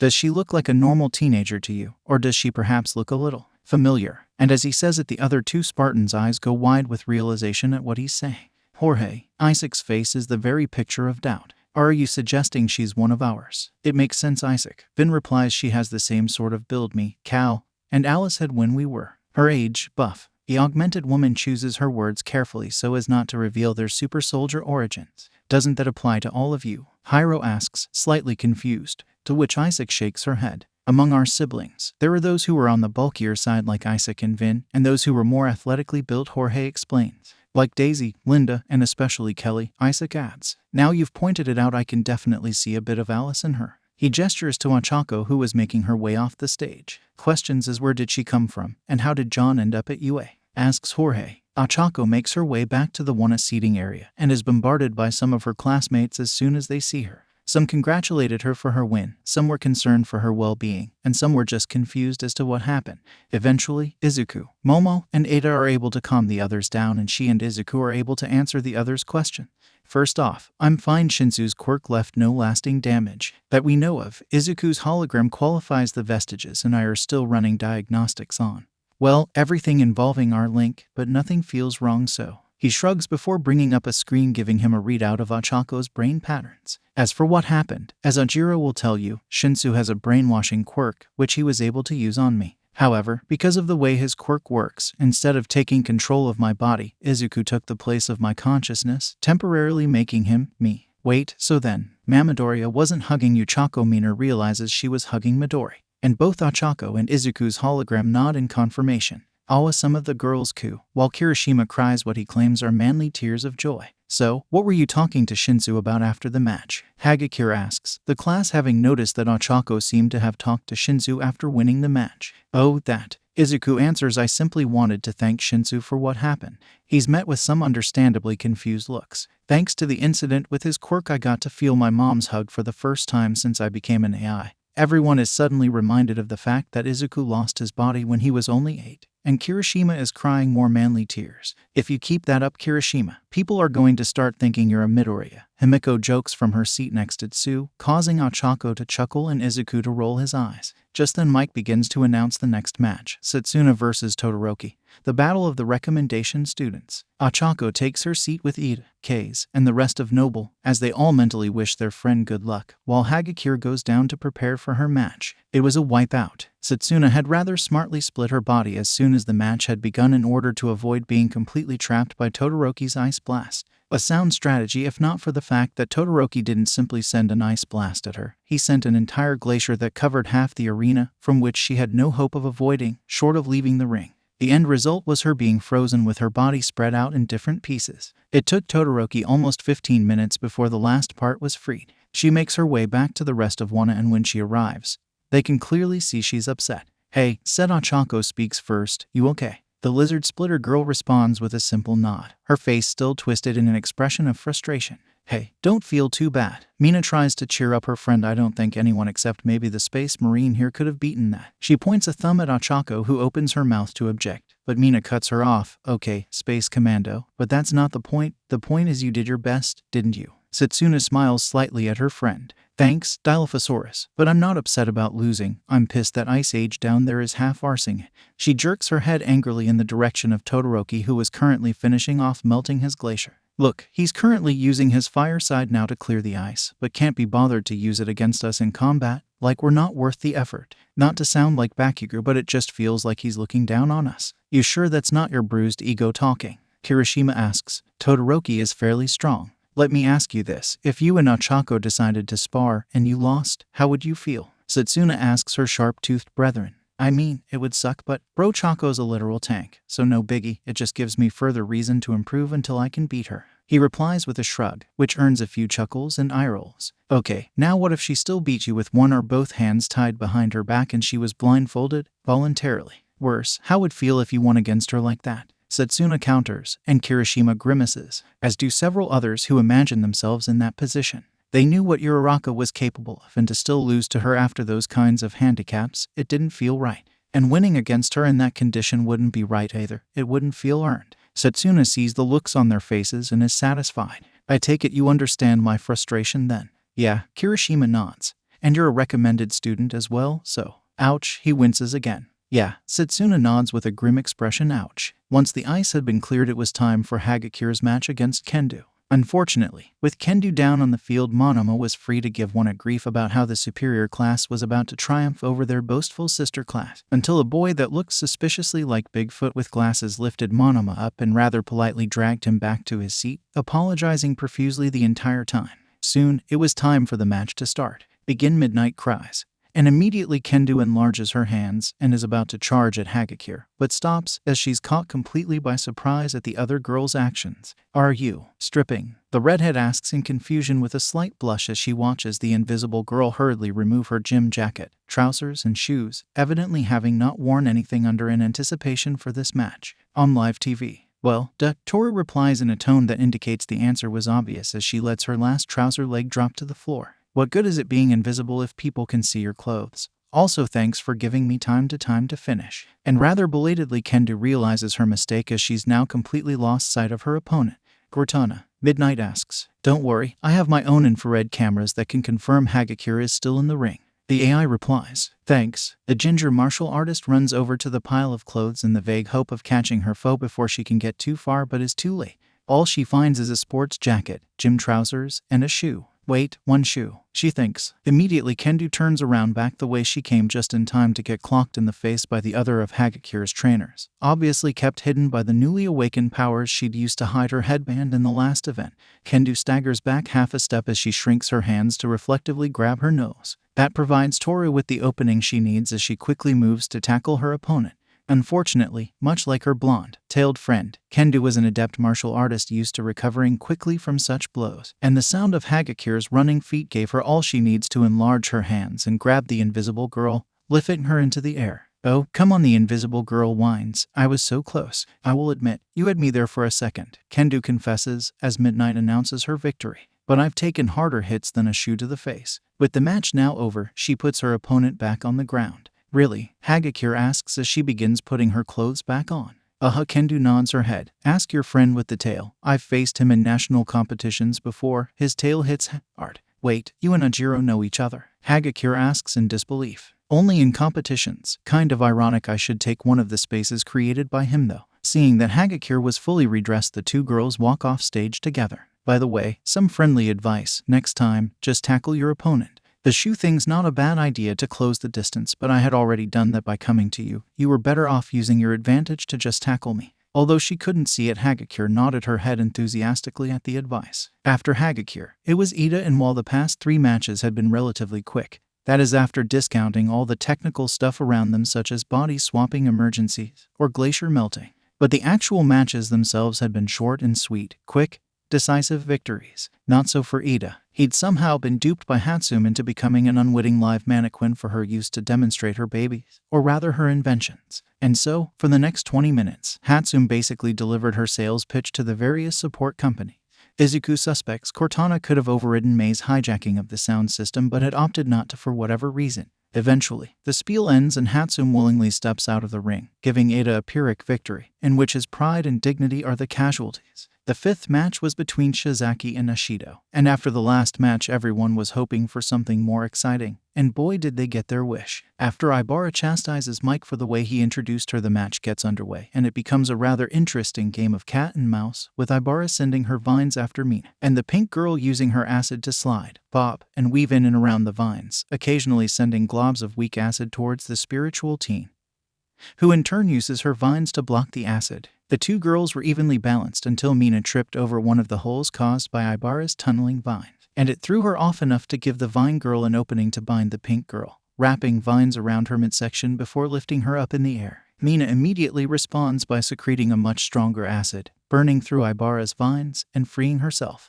As she drops to the ground, more vines grab at her wrists and ankles before pinning her to the ground. Ibara having quickly learned her lesson, soon Mina finds herself held to the ground, entirely mummified by vines. She tries to use her acid to free herself again, but Midnight calls it before she's able to, arguing that Mina had been reasonably immobilized, to which Mina concedes. The girls shake hands and congratulate each other on a match well fought. Momo was feeling confident, more so than usual. While she always liked to face an oncoming fight with high spirit, she was more confident about this fight than she would be if her opponent was anyone else, for she believed she had a secret weapon up her sleeve. She had noticed during the cavalry battle that when Todoroki had ignited his left arm in reaction to her and Ochako going for his headband, Dark Shadow had shied away, shrinking back into Tokoyami rather rapidly, despite being within easy reach of snatching the headbands around her head, which had piqued her curiosity. In the 3 weeks she had known the resident goth of Wana, she had yet to observe any known flaw or weakness with his quirk, which given its relative strength was odd. While weak quirks may not have any noticeable drawbacks, stronger quirks usually did. For her, it was the need for constant skin exposure and a high caloric intake, not to mention a near encyclopedic knowledge of chemistry and engineering. For Kaminari, he was prone to short-circuit himself. Even OFA, for as powerful as it was, now had the drawback that Midoriya was unable to use the quirk himself, instead requiring a host body, such as Uraraka, to channel it, which brought her back to Tokoyami and Dark Shadow. Training exercises had shown Dark Shadow to be immensely strong, even giving an unarmored Ochako a challenge at times. Logic dictated that that kind of strength must have a weakness, a drawback of some kind to balance the power. But she had not yet seen one. Midoriya perhaps might have noticed during his assignment in the first week to analyze them all. But if he hadn't shared it. But then came the end of the cavalry battle, and while part of her chastised herself for letting the fake headband be stolen, the majority of her brain deemed it worthwhile for what she had gained, a potential advantage against one of her stronger classmates. The only question was, what was the exact nature of the weakness? Based on the evidence, it was one of two possible answers. Given that it was fire, Dark Shadow had retreated from it, led her to believe that the weakness was either heat or light, or he was faking as a ruse to trick you. A dark part of her brain whispers, but she shakes her head in frustration, driving away the doubt. There was no logical reason that would be the case. No, it was either light or heat, and while she was unsure which it would be, she knew for certain what her initial move would be. Momo and Tokoyami enter the arena, and Momo begins mentally prepping the items she'll need. She's already undone her jacket, exposing her cropped sports top and midriff, ready to react. Midnight reiterates the rules as in previous matches before shouting begin. Immediately both Momo and Dark Shadow react. Dark Shadow comes charging towards her, and at the exact same time Momo produces a flash grenade, dropping it at her feet before diving backwards, covering her ears. She faintly hears the grenade go off and turns to see Dark Shadow shrink back, while Tokoyami covers his ears, buying her time to produce a road flare and toss it towards Dark Shadow, who cringes away from the source of bright light and intense heat, satisfied by what she sees. Momo creates several more in rapid order, tossing several towards Dark Shadow, while keeping one in her hand, just in case. I see you have figured out our Achilles heel, the dramatic teen observes. Correct. Momo keeps her answers short as she focuses on producing a 500 lumens torch. Once made, she shines it directly at Dark Shadow, The way the sentient quirk cringes makes her feel slightly guilty, but she wasn't going to let that stop her from winning, and so she quickly drives the quirk back into its host. Very well then, I concede, you have overcome the darkness within me, and were I to fight you hand to hand, your own shadow would overcast me. While both Momo and Midnight fail to interpret what exactly he said in the latter half of his statement, they do recognize that he's throwing the match, and so the creation quirk girl is pronounced the winner of the fourth fight. The two teens head back up to their classmates with no hard feelings while janitorial robots clean up Momo's flares, and come back to congratulations and commiserations to the respective winner and loser, just as others had done. I see you picked up on Tokoyami's weakness then, Izuku comments, to Tokoyami's surprise, while Momo had expected as such. I picked up on it during the cavalry battle. When Todoroki used his flames, Dark Shadow shrank back. Momo explains, to which Izuku nods in recognition. I wondered if anyone else noticed that the AI comments. Meanwhile, Todoroki mutters, quietly enough that only himself, Jiro, and Shoji heard. Great, another person ruined by my father's quirk. The penultimate match of the first round had between Tetsutetsu and Kirishima. Initially, it had appeared to be fairly even, each one trading identical blows, each seemingly near identical to the other. That is until Tetsutetsu goes to make a jab and something in Kirishima's brain thinks back to the CQC sessions Noble team had with the chief. And as Tetsutetsu makes the jab, rather than just tanking the blow like he usually would, Kirishima ducks to one side, expecting solid contact again. Tetsutetsu had put too much power into the punch and was subsequently off balance when he felt nothing, giving Kirishima the upper hand, ending the match in his favor. Which brings us up to now, with Kyoyuka grimly standing off against Bakugo. To say Kyoyuka was not looking forward to this match would be an understatement. If there was one thing Bakugo was known for aside from being rude, it was being loud, which was partly what had initially turned her off from him to begin with. He was always just a bit too loud for comfort for her. And now she was going to have to face off against him and his quirk. She looks across the ring to her opponent and puts on a brave face. Sure, she knew her odds were long, but she wanted to be a hero, and what kind of hero would she be if she backed down in the face of adversity? Bakugo was strong, but not invincible. Uraraka had demonstrated as such on their first full day of school. Both Momo and Izuku had offered to help her plan a strategy against Bakugo, but she'd turned them both down. As kind as the gesture had been, she wanted to win or lose this on her own merits. She had accepted the help of the rest of Noble to get this far, but it was her time to take center stage. She looks across the ring to her opponent again, half expecting Bakugo to be growling or snarling or hurling abuse at her, but there's nothing. If anything, he seems put out. Not exactly bored, but definitely not the aggression she'd seen at the start of term, which more than slightly worried her. What was he up to?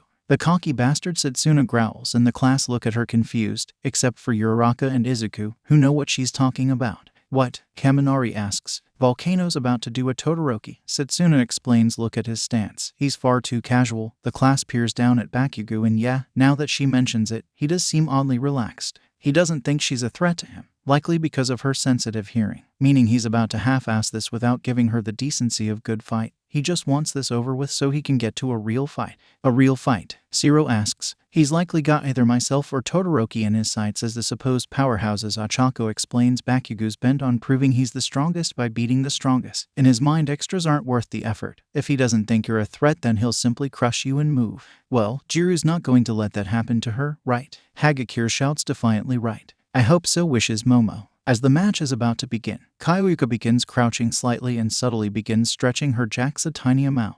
If she had any hope of beating Bakugo, she figured her best shot was to destabilize the ground under his feet, to throw him off balance. And the only way she could do that was by getting jacks into the surface of the fighting ring. Seconds tick by and she slowly gets lower to the ground, millimeter by millimeter, when suddenly, begin. Midnight's cry rings out and Kyoyuka drops to one knee and inserts her jacks into the concrete to begin sending out a pulse through the ground.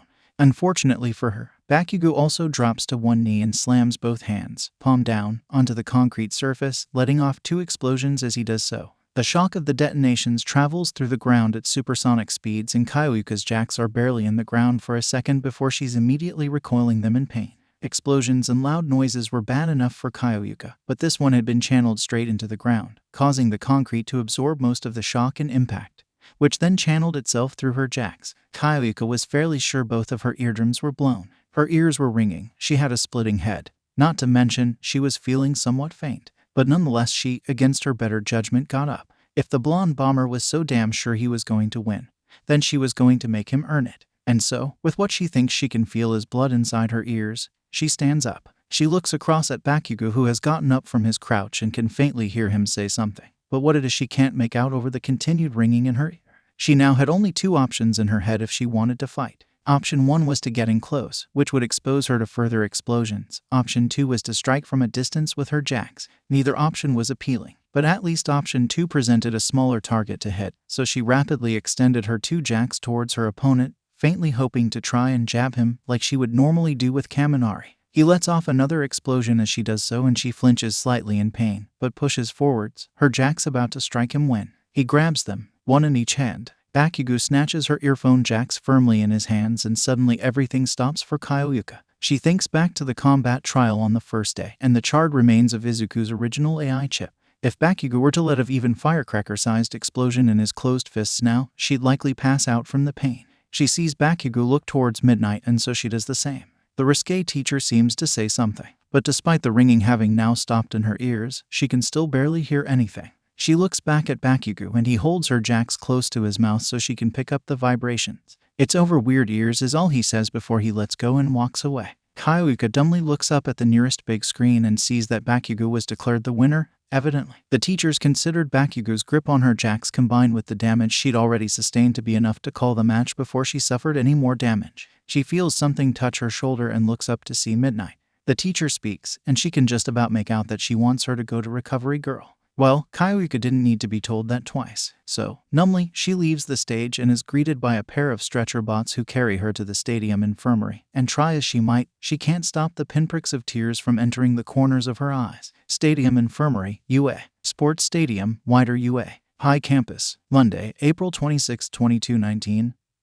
13:55. The second Jiru's match had concluded and Bakugo was pronounced the winner. Ochako and Momo had left their seats for Recovery Girl's temporary office in the sports stadium. Ochako had initially offered to carry Momo as she could run faster, but Momo had declined, after a fair bit of blushing, saying it wouldn't be dignified. The two girls, with Izuku in tow, hadn't hesitated to go check on their friend.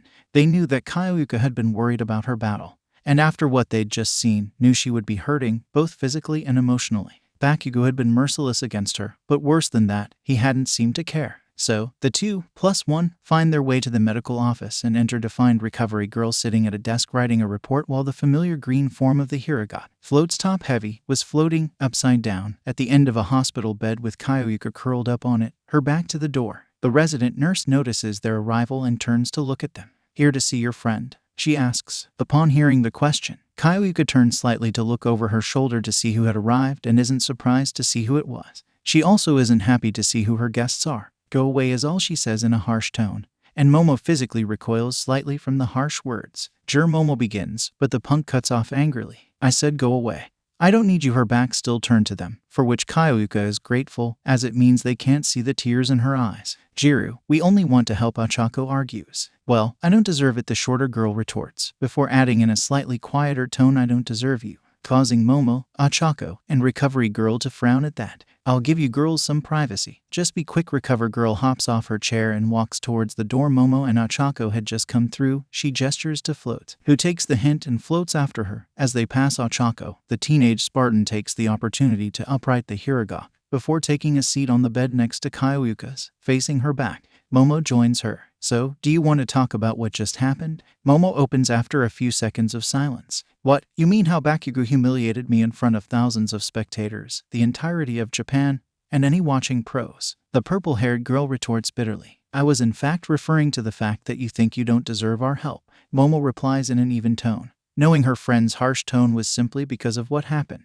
"But I suspect the two are linked, are they not?" Kyoyuka grumbles to herself. Why did she have to fall for someone so perceptive? Then again, it was one of the things she liked about Momo and would probably make the following conversation easier. "Yeah," as all the smaller girl grumbles in response, still curled up in a near-fetal position. "Do you want to talk about it?" Ochako asks. Again Kyoyuka grumbles. "No," she pauses, thinks, and groans slightly before continuing. This was my chance, my opportunity to stand out. Even if I lost my match, I could still show off who I was, what I could do on my own." Instead, what happens? She rolls over so she's facing her two crush's friends. I lose my hearing, and then almost lose my jacks without him so much as getting a scratch. Any hero is going to look at that and conclude that I'm just going to be deadweight, a useless damsel who goes down any time there's a loud noise. That's why I don't deserve your help. I'll only hold the two of you back. She moves to roll back to her left side, so her back is facing them once more, but Ochako stops her with a hand on her shoulder. While the two girls plus the inhabitants of Ochako's neural space were initially sympathetic to Kayuka's plight, her specific use of the phrase useless damsel triggered something for Izuku and Ochako. Sure, the insult Bakugo used to use was Deku, but all the same, it hit just a little too close to home for the pair.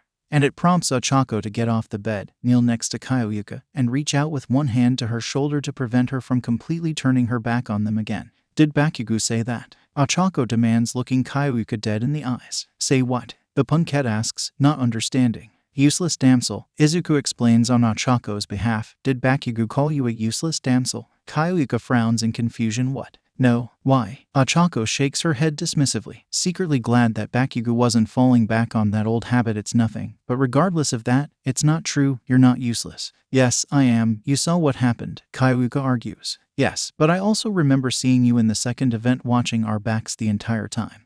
Momo adds as she joins Ochako kneeling next to Kayuka's bed. Like that's going to impress the pros, Kayuka grumbles. Maybe Izuku adds, but any pro hero who dismisses you outright just based on your tournament performance is an idiot.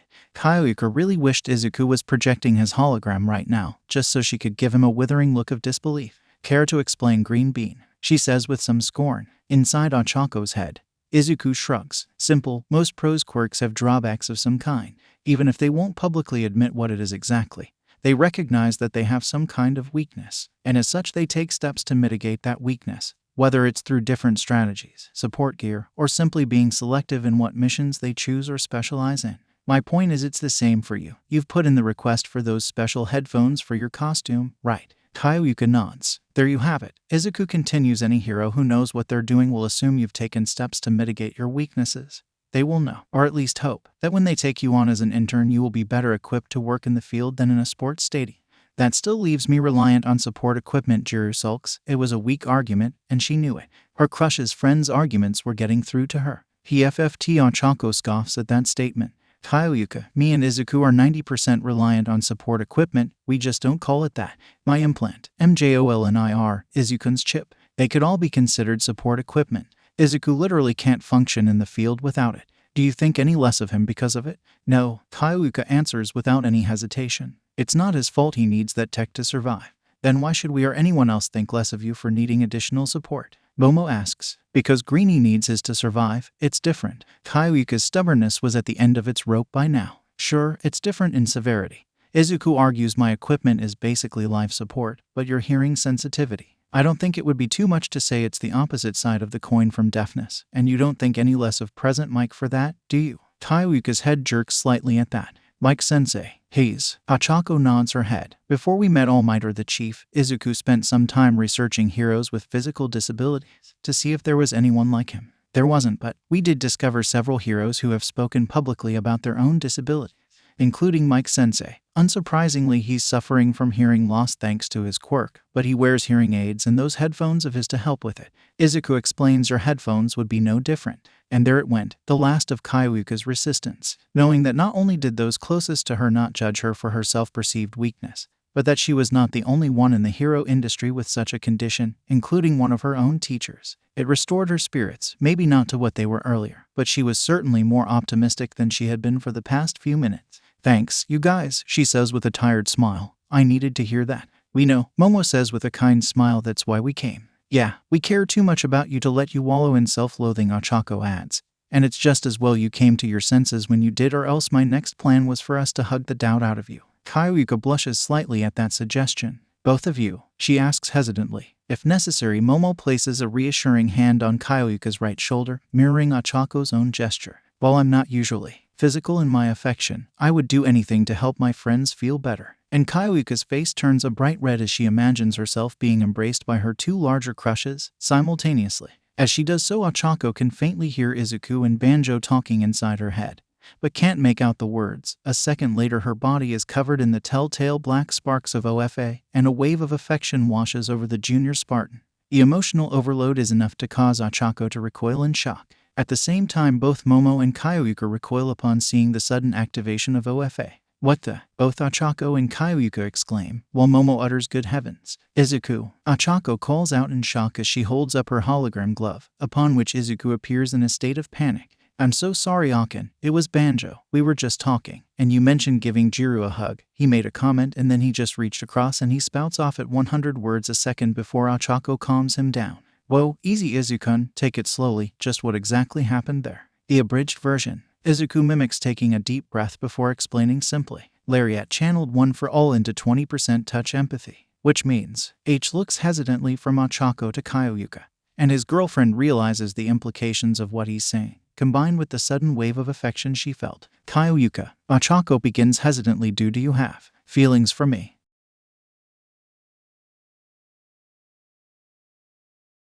UA. Sports Stadium, Wider UA. High Campus, Monday, April 26, 2219, 1505. So, what's the plan for Kendu? Ochako thinks of Izuku and the vestiges. Range. Izuku replies internally as Ochako approaches the contestants' entrance to the arena. I know you're physically bigger and stronger than Kendu, but Hagakure said Kendu used to go against Jiro in national competitions regularly. I know the chief and arbiter have been training you, but by the sounds of it, Kendu and Jiro have been training for years, likely against larger, stronger opponents than themselves, opponents similar to yourself. So, you think she's going to try and use my size against me? Ochako queries as she pauses by the entrance to the arena, waiting to be called. It's what I used to do. And the sixth user chimes in. Between my smaller frame and quirk, I had to rely on technique over raw strength. Not all of us are built like human mountains. Is he referring to me or All Might? Ochako questions. Well, he's currently giving me the side eye, non response, if that answers your question. So, getting back on track.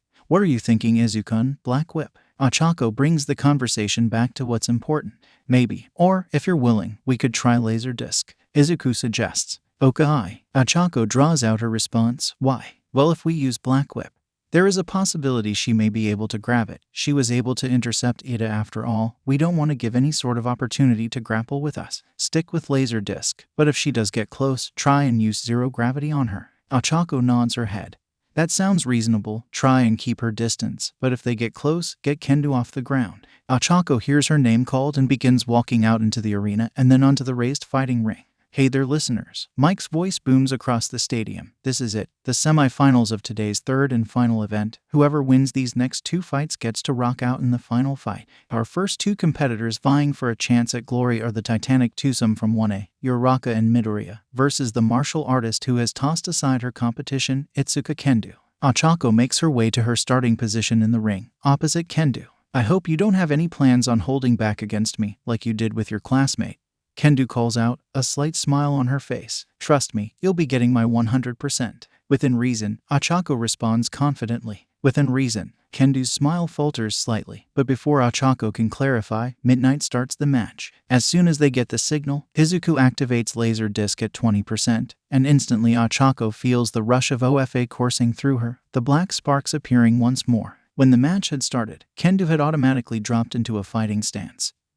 Her body half turned away from Uraraka, her fists raised, ready to either strike out or block. Upon seeing the telltale black sparks that indicated Midoriya's quirk was active, she tenses, ready to react to whatever may come. She expects that her opponent will try and grapple her using those black tendrils. Black Whip, Present Mike called it. As such, she mentally prepares herself to try and grab said tendrils when they come at her. So, imagine her surprise when she sees the almost 7-foot teen raise her right hand and seem to flick something at her. Kendu has barely a second to be confused by the action before something slams into her shoulder and explodes, causing her to stagger and drop the defensive posture. As she staggers, she faintly registers movement from Uraraka and instinctively brings up her arms to block another. Whatever it was that hit her, she manages to react in time. Another something exploding against her forearms. Whatever it is, it doesn't feel big, maybe the size of a small pebble, but the force behind it is like being hit with a solid punch. She's able to absorb the blow, but it still causes her to stagger back a pace. She feels another impact against her crossed arms, only this time it seems much weaker, and Kendu frowns in confusion at that.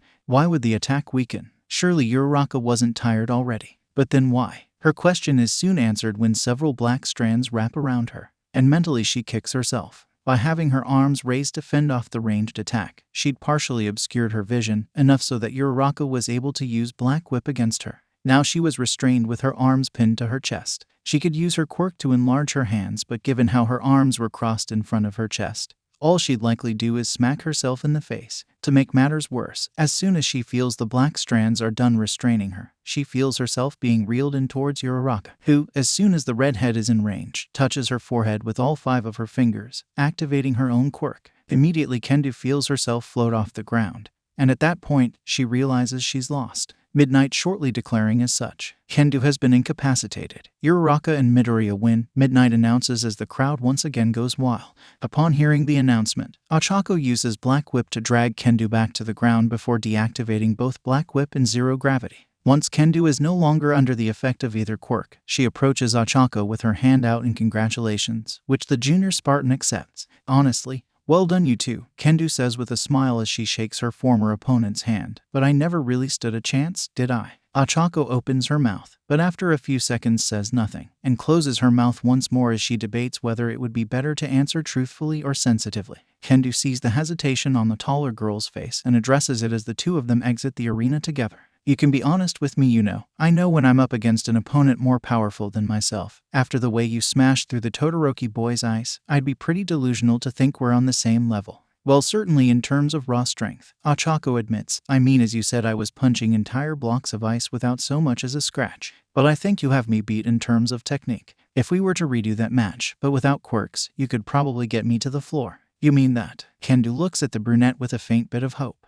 While she had been realistic in her expectations when it came to this fight, it hadn't made the loss sting any less. Sure, Jiro's one of the few people who can go toe-to-toe with Akin in quirkless sparring.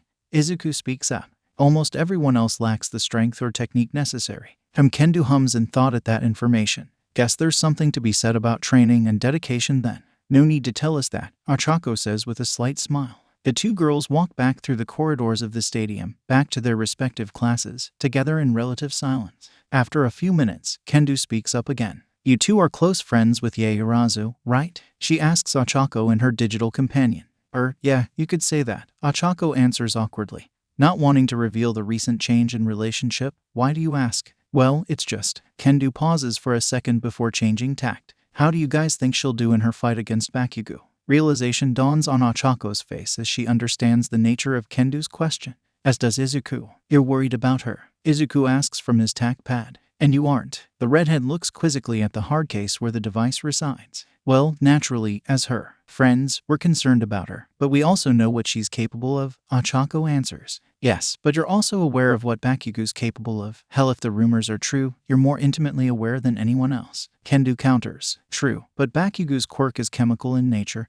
And if there's one thing, aside from mechanics, that Yaoyorozu is good at, it's chemistry, Izuku argues. So, you think she has a plan? Kendu asks. I'd be genuinely surprised if she didn't. UA, Sports Stadium, Wider UA. High Campus, Monday, April 26, 2219, 1514. Momo was nervous, and understandably so. Of all the plans she'd come up with so far, this was the riskiest. Not because the plan itself was dangerous, but because of who her opponent was. She knew all too well the brutal nature of Bakugo and his quirk. Not from direct first-hand experience, thankfully. But she'd been presented to witness Midoriya's first AI chip get destroyed and had witnessed the aftermath of Kyoka's cold, yet brutally efficient loss. Even Kirishima's beatdown had seemed excessive. Granted, the spiky-haired boy could take it, but it didn't make the savagery of the fight any less. And now here she was, about to go up against that same brutal savagery. The worst part was it wasn't a wild, unthinking savagery. Bakugo wasn't some brute, lashing out and striking at anything in his way. As his fight with Kyoka proved, behind his anger was someone with a keen combat sense and a sharp mind. He was someone who didn't fight brutally because he didn't know anything better, but rather because he enjoyed reducing his enemies to nothing. At least that had been what she'd learned from Izuku and Ochako's recounting of their former tormentor, though mostly from Ochako, who did not mince her words when talking about the former bully. Izuku, on the other hand, still seemed to have some hang-ups about his former friend, and so largely stuck to the facts about the blonde, such as information about his quirk, information which Momo had found very useful. Knowing that this fight would likely be coming, Momo had devised several plans, some complicated, some simple, but all carried with them an element of risk. As she had noted earlier, this was not due to the plans themselves, but the fact that if they failed to work, then she would no doubt be risking the wrath of Bakugo, which is why she decided to forego anything complicated and go for the simplest option. Doing her best to calm her nerves, the heiress makes her way up onto the concrete fighting ring and approaches her starting position. Across from her, she can see Bakugo, already crouched in a ready position, his hands clenching and unclenching in preparation to use his quirk. Momo notes that he seems to be grinning wildly. In fact, he seems a lot more eager for this fight than he had been for the last two. She's not sure if that's because he's fighting her, or because he knows that if he wins this, he gets a rematch with Uraraka and Midoriya. As she thinks that, Momo frowns slightly. She'd just confessed to and been asked out on a date by her two friends alongside Jiro, and she'd be damned if she was going to let this bully get the chance to fight them again. Granted, Uraraka would likely win, but she didn't like the idea of Bakugo getting that close to destroying Midoriya again. Sure, the blonde was on probation, but he didn't exactly strike her as the most rational person, and there was no doubt in her mind that if Bakugo had the opportunity to try and destroy Midoriya's AI chip again, he would. This is why Momo feels no regret for what she is about to do. With her sports jacket already unzipped, exposing her midriff, she begins imagining the item she wishes to create in the area on her lower back where it will emerge. It feels like an eternity passes before Midnight signals the start of the match, and as soon as she does so, Momo activates her quirk, the item she wants clear in her mind. She feels a warm glow on her lower back, just above her waistline. Where her creation is being formed, she reaches her right hand around to grab the object when it forms. As she does so, she sees Bakugo begin to charge at her, using the explosions from his palms to propel him in the air towards her, like a human missile, obviously wanting to put pressure on her. It's going to be close, but she should be able to get her creation out before he reaches her. But just to be sure, she begins backpedaling as he gets closer. 20 meters. She feels the object emerge from her back. 15 meters. The object is half formed. 10 meters. Her creation is in her hands. 5 meters. With the item in hand, she whips her right hand back around to the front and bang! A gunshot rings across the arena, and Bakugo drops to the floor of the fighting ring. His explosions no longer propelling him, he grinds to a halt just at Momo's feet, lying face first in the concrete, unmoving. The arena is silent, unnervingly so. They had all heard the gunshot, seen Bakugo drop to the floor, and they didn't know how to react. Sure, the sports festival got violent occasionally, particularly the tournament, but they had just witnessed a kid shoot another kid on live TV, and by the looks of things, she'd hit her mark. Elsewhere, the 3 Spartans of Ibara Prefecture were dumbfounded. Did she just shoot him? Vin asks in disbelief. I believe so, Jorge answers, surprisingly calm on the outside, despite his inner shock. So, did she make the gun herself? Isaac questions. I would assume, Vin replies. Isaac responds with a low whistle of admiration. I stand by what I said about her being the ultimate ONI spook. Jorge simply hums in agreement, worried about what kind of training the girl in the stadium had received in order to pull that stunt off. Back in the arena, Nimurikayama, better known as the R-rated hero Midnight, was in shock. She'd seen many unnerving sights during her time as a pro hero. Everything from bloody murders to disturbingly obsessive fans. But never did she think she'd see one of her students shoot another. Never mind said student shooter being her own niece. For half a minute she just stands there, on one side of the fighting ring, not moving, only eventually reacting when Momo removes the magazine from her M6G Magnum before clearing the chamber, stowing the magazine and loose pistol round in one of her jacket pockets. Momo, Nimuri begins hesitantly, foregoing the pretense that she and Momo weren't related. Yes, Miss Midnight, Momo responds calmly, and almost professionally, still maintaining the student-teacher relationship. What did you just do? The R-rated hero responds, her shock now beginning to wear off. I shot Bakugo, Momo states matter-of-factly, and seeing the look of horror on her aunt's face, decides to clarify. Don't worry, he's not dead, or even injured, just unconscious. How? The referee questions. TT rounds. Momo begins to explain. Tactical training rounds. It's the training ammunition we use with the Master Chief. Right, your extracurricular training is part of Noble, Midnight realizes. The entire first-year heroics staff having been briefed on the nature of the Chief's training of Uraraka, including the squad of students chosen to train alongside her as part of her squad leadership training. Exactly. The TT round is essentially a paintball round containing a powerful contact anesthetic. See. The teen crouches down to the still form of Bakugo at her feet and turns him over so he's lying face up. Midnight crosses the concrete platform as she does so to better inspect the blonde. Once next to her crouching niece and her still opponent, Midnight notices that on Bakugo's forehead is a splodge of red paint, about an inch in diameter. As for the boy himself, he seems to be in a deep sleep, evidently under the effects of the anesthetic in the training round. How long will it last? The teacher asks. Momo honestly wasn't sure about that. She'd learned the construction and composition of the bullets, but given that Noble had only ever used them for target shooting, she had no idea how long the anesthetic would last. Fortunately, Cortana comes to her aid. A direct shot to the forehead. He'll likely be out for at least several hours. The AI answers through Midnight's comms. Momo looks slightly crestfallen at that news. Then he'll miss the awards ceremony. Despite whatever she may feel towards the rude and angry teen, he had still earned a place on the podium. And now thanks to her he may miss that opportunity. I wouldn't be too broken up about it. Yaoyorozu, Cortana addresses the teen. From what little I know of Bakugo, I doubt he'd accept the medal anyway. Regardless, Bakugo is incapacitated. And as far as I can tell, you have not broken the rules so. Midnight stands up straight and turns her mic back on to announce her verdict to the rest of the stadium. Attention everyone, I have been informed that the gun used by Yaoyorozu did, in fact, use a non-lethal tranquilizer round. As such, Bakugo is unconscious, and Yaoyorozu wins, advancing to the final round. Hearing that news, the stadium erupts into reluctant applause, while Mike gives his commentary. Well, how about that, folks? Yaoyorozu is really showing off the versatile nature of her quirk today. And now she's up against her classmates, Uraraka and Midoriya, in what is likely to be an epic conclusion to today's events. But before that, we're going to take a short break to allow our two finalists sufficient time to rest and prepare. So, grab some more snacks, refill your drinks, or just empty your bladder, cause the grand finale will be kicking off at 1:30. Class 1 a seating area, UA. Sports Stadium, wider UA. High Campus, Monday, April 26, 2219, 1517. Those of Class 1 who were still in their designated box, which was everyone minus Ida, Yaoyorozu, and Todoroki, were still speechless at what they had witnessed, even after Mike's announcement.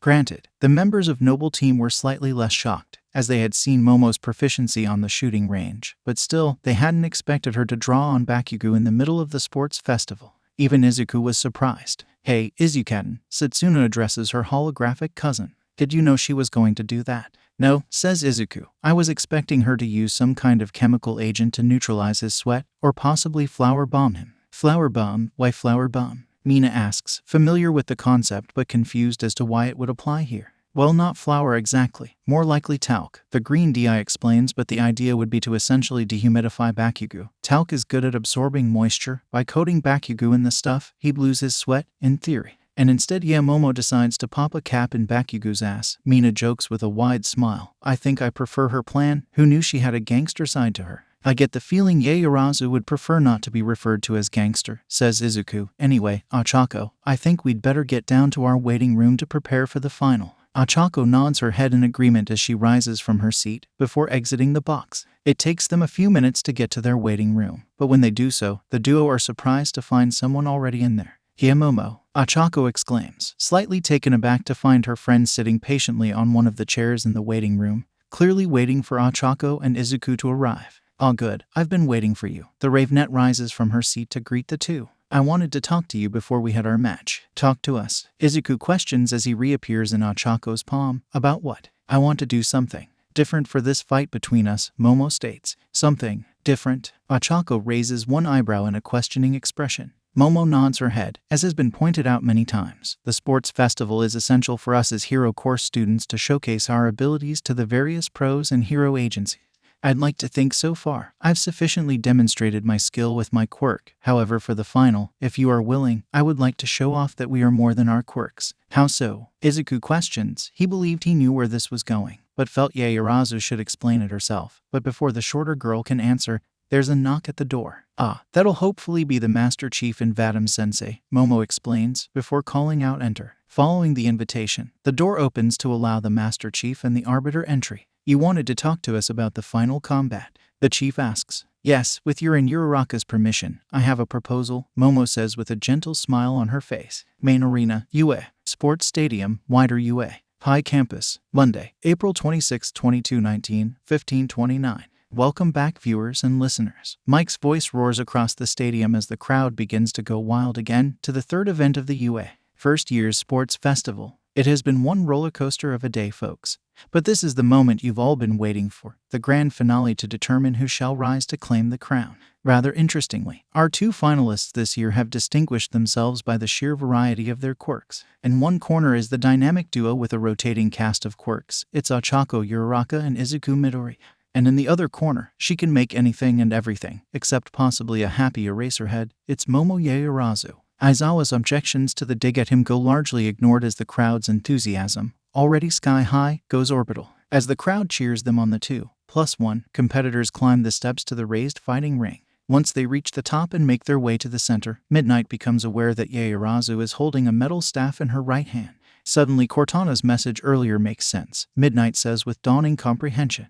Just before Mike made his announcement, Cortana had contacted Midnight to let her know that, with Nedzu's blessing, the final fight was going to be going slightly differently. So, what are you fighting with? She addresses Ochako. Ochako holds up the deactivated hilt to her energy sword in her right hand. Midnight slowly nods in understanding. And what of Midoriya? In response to the question, Ochako reaches down and unclasps the hard case holding Izuku's tack pad from her leg, before tossing it to Midnight. To ensure that there's absolutely no quirk usage, she explains. Very well, if you two are happy with this, the R-rated hero turns her mic back on once more. Before we begin the final match, at the request of the two combatants there has been a change in the rules. The stadium audience goes quiet with confused silence at that announcement. They have requested that their final battle be a test of skill in quirkless combat. That got the stadium audience going again. Why would two students, 3 if you included Midoriya, with such powerful, or at the very least versatile, quirks, want to fight quirkless? As such, an addendum to the rules has been made. Any sign of quirk usage will result in an immediate forfeit. To the end, Midoriya has willingly bowed out, meaning it is purely a fight between Uraraka and Yaoyorozu. Ladies, when you're ready. Midnight addresses the final part to the two girls, each of whom drops into a fighting stance. As they get ready to fight, Momo grips her staff with 2 hands across her chest, while Uraraka ignites her lance of subbon, the dull hum and crackle of the blade barely audible over the noise of the stadium.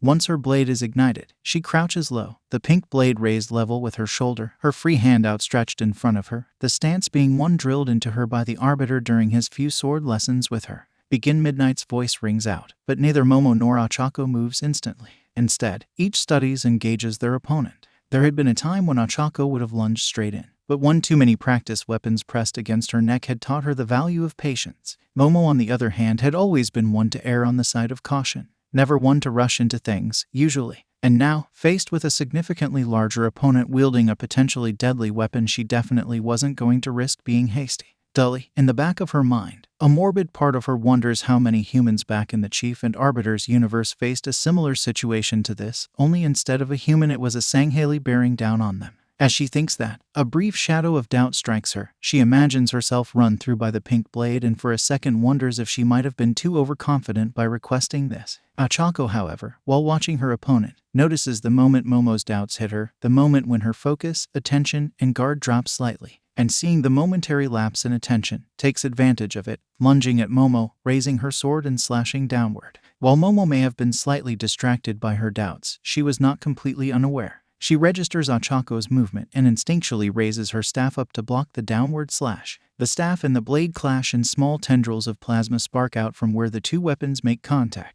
After a few seconds, the two fighters separate before once again clashing, plasma on metal. As the two teens spar, their teachers and their guests watch with interest from the staff box. Explain to me.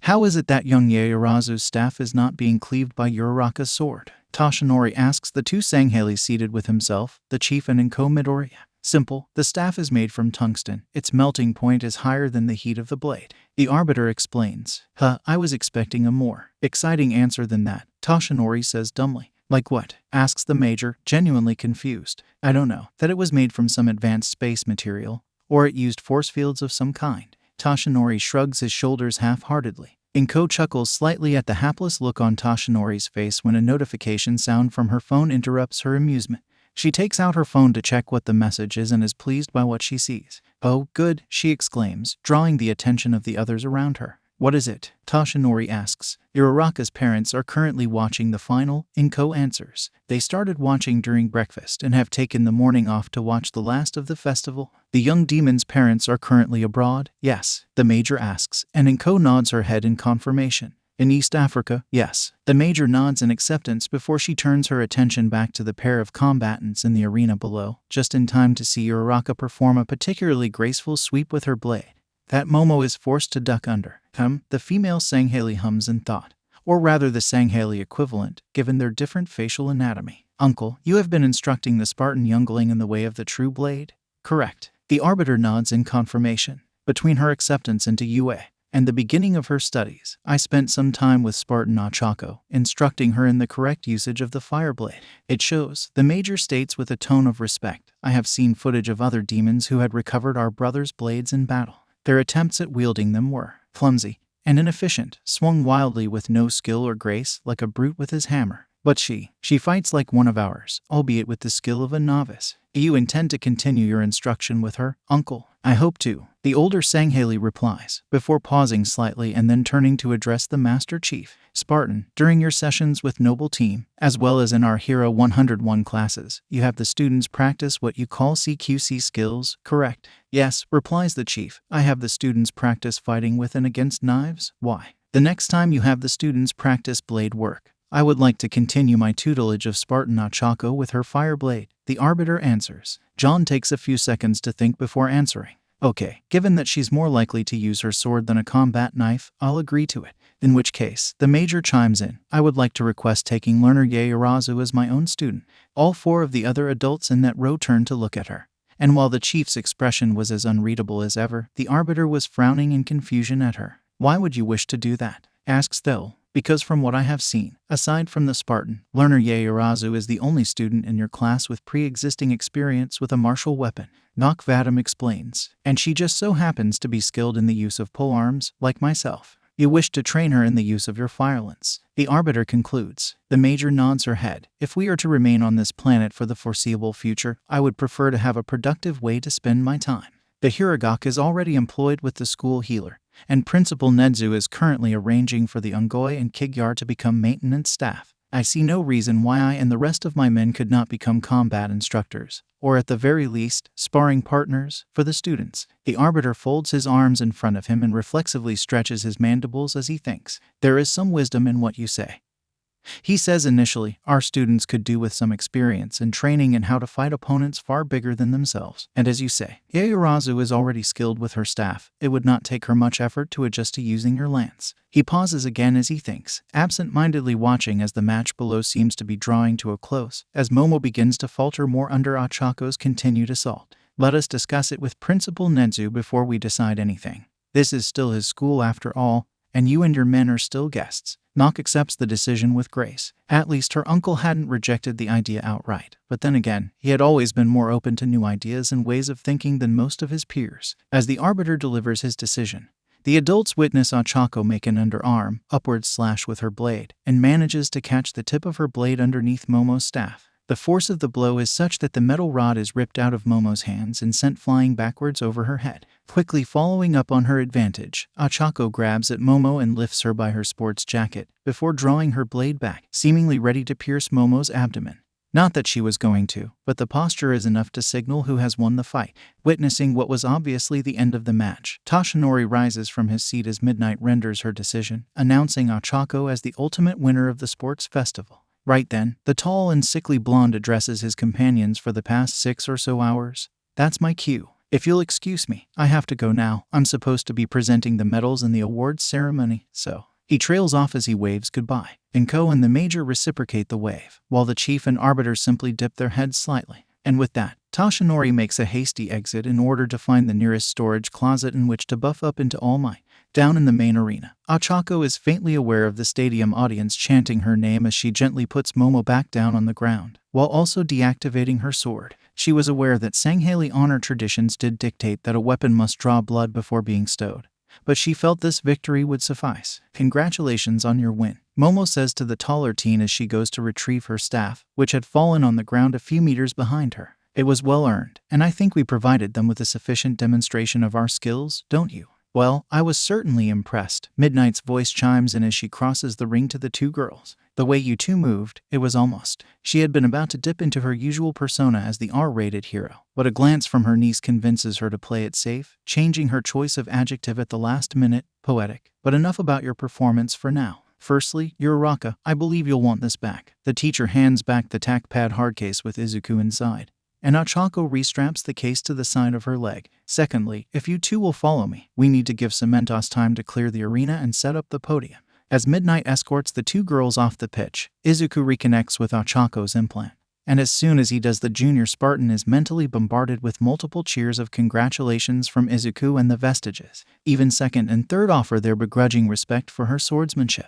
15 minutes later, Ochako is standing on a podium in the middle of the stadium, where the fighting ring used to be, with Kendu on her left on the third-place stand, and Yaoyorozu on her right, on the second-place stand, with Midnight standing just on the raised stage on which the podium was set. The rest of the first-year students gathered on the arena floor around them, with a line of photographers and reporters behind a cordon at the far side of the arena opposite them. The first-year students have completed all of the events for the UA Sports Festival, the 18-plus hero announces, before gesturing to the 3 students on the podium plus Midoriya in Ochako's hand. Now it's time to relax and enjoy the awards ceremony. As she says that, fireworks erupt over the stadium as the crowd cheers out for the umpteenth time that day. I still can't believe I'm standing here, Kendu says with a tone somewhere between awe and disbelief. That makes 2 of us, Momo replies calmly, her schooled expression at odds with the giddy excitement she felt inside. Honestly, this kinda reminds me of when the chief first addressed me after my augmentations. Ochako half whispers to Izuku, not noticing the curious glance Kendu gives her. Remember? I do. I guess I can understand why, Izuku replies. Both times you'd worked hard to achieve something you dreamed about,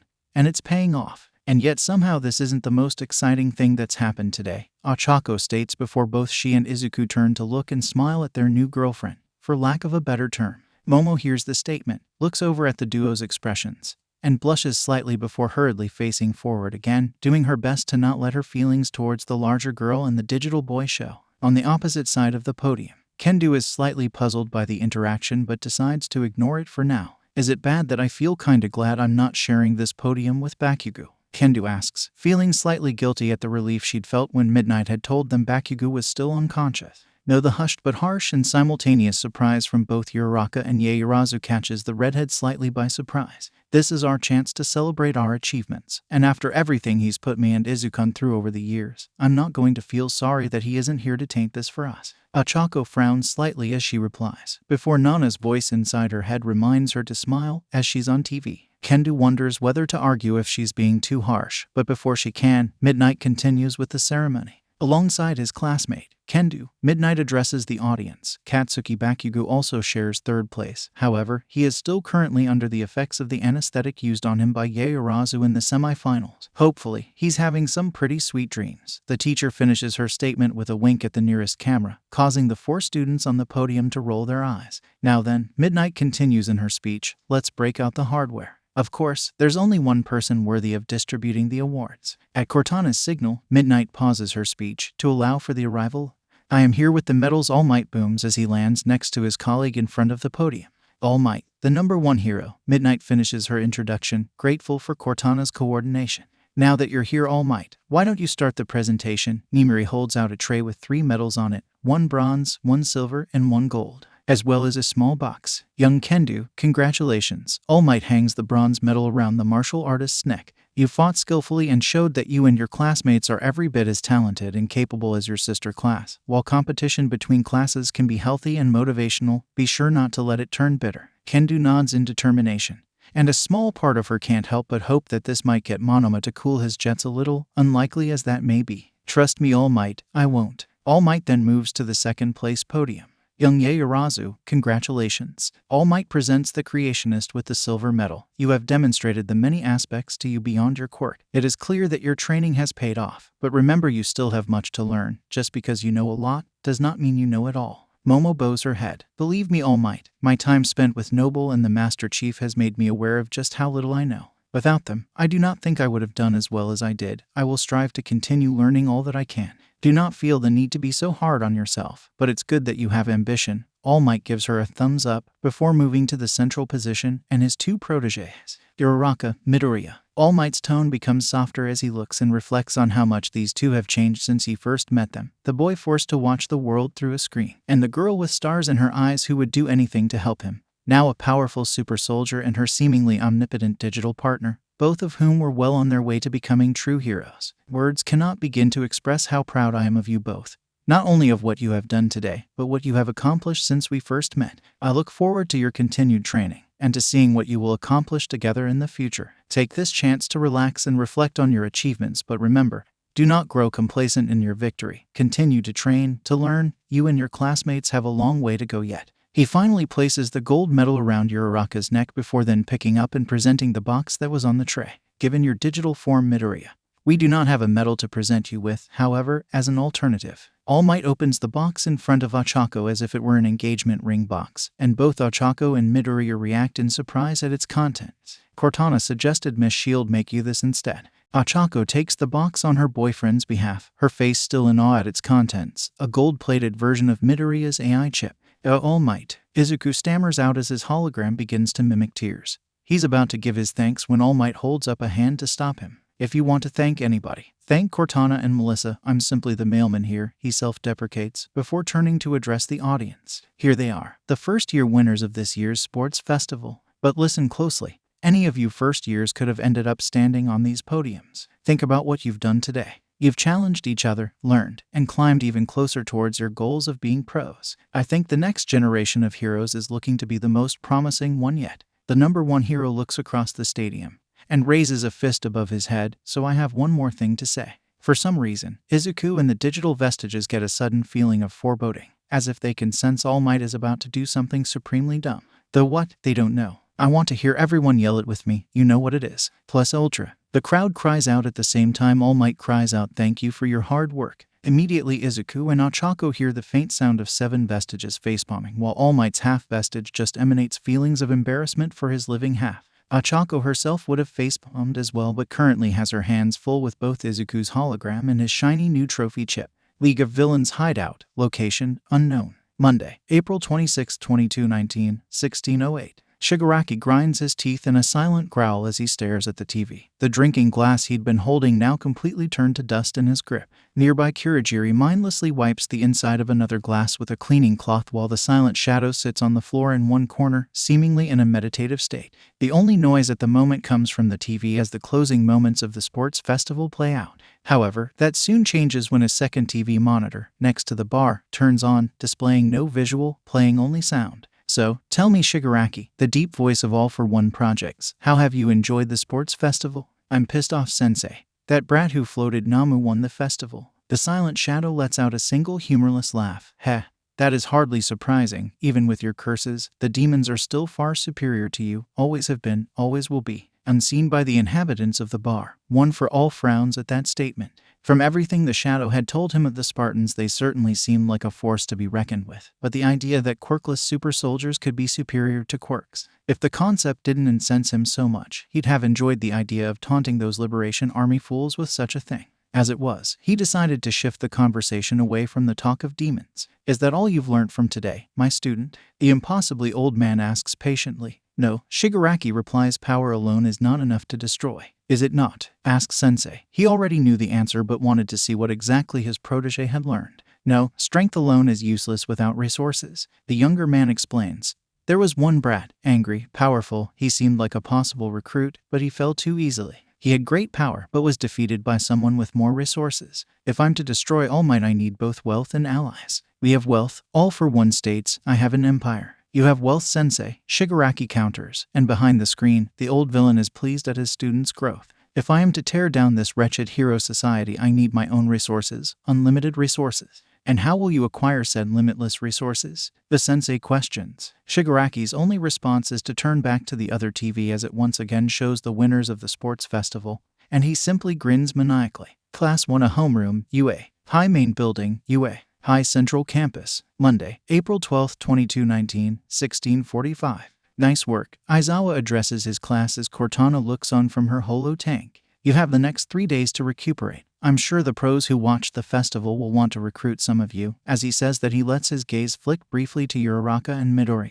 Already UA had received multiple offers to recruit them, which was hardly surprising. He makes sure not to let his gaze linger for too long as he continues. We'll look over the draft forms and update you when you return. Get some rest. You still have a lot of training to do. And if any of you wish to go home to visit your parents over the next 3 days, please come see either me or Cortana to make arrangements. Understood? Yes, sir, the class replies in unison. After that, Aizawa dismisses the class and they begin walking back to the dorms. As they do so, Momo pipes up. her curiosity burning ever since the awards ceremony, but her manners dictating that she waits until the right moment to ask her question. So, Uraraka, Momo begins, gaining the attention of the taller teen, as well as the rest of Noble Team plus Mina, if it's not too rude to ask, what was that box All Might handed to you? Box, Satsuna parrots, her own curiosity now piqued. Oh yeah, Uraraka realizes that she hadn't shown them Izuku's prize.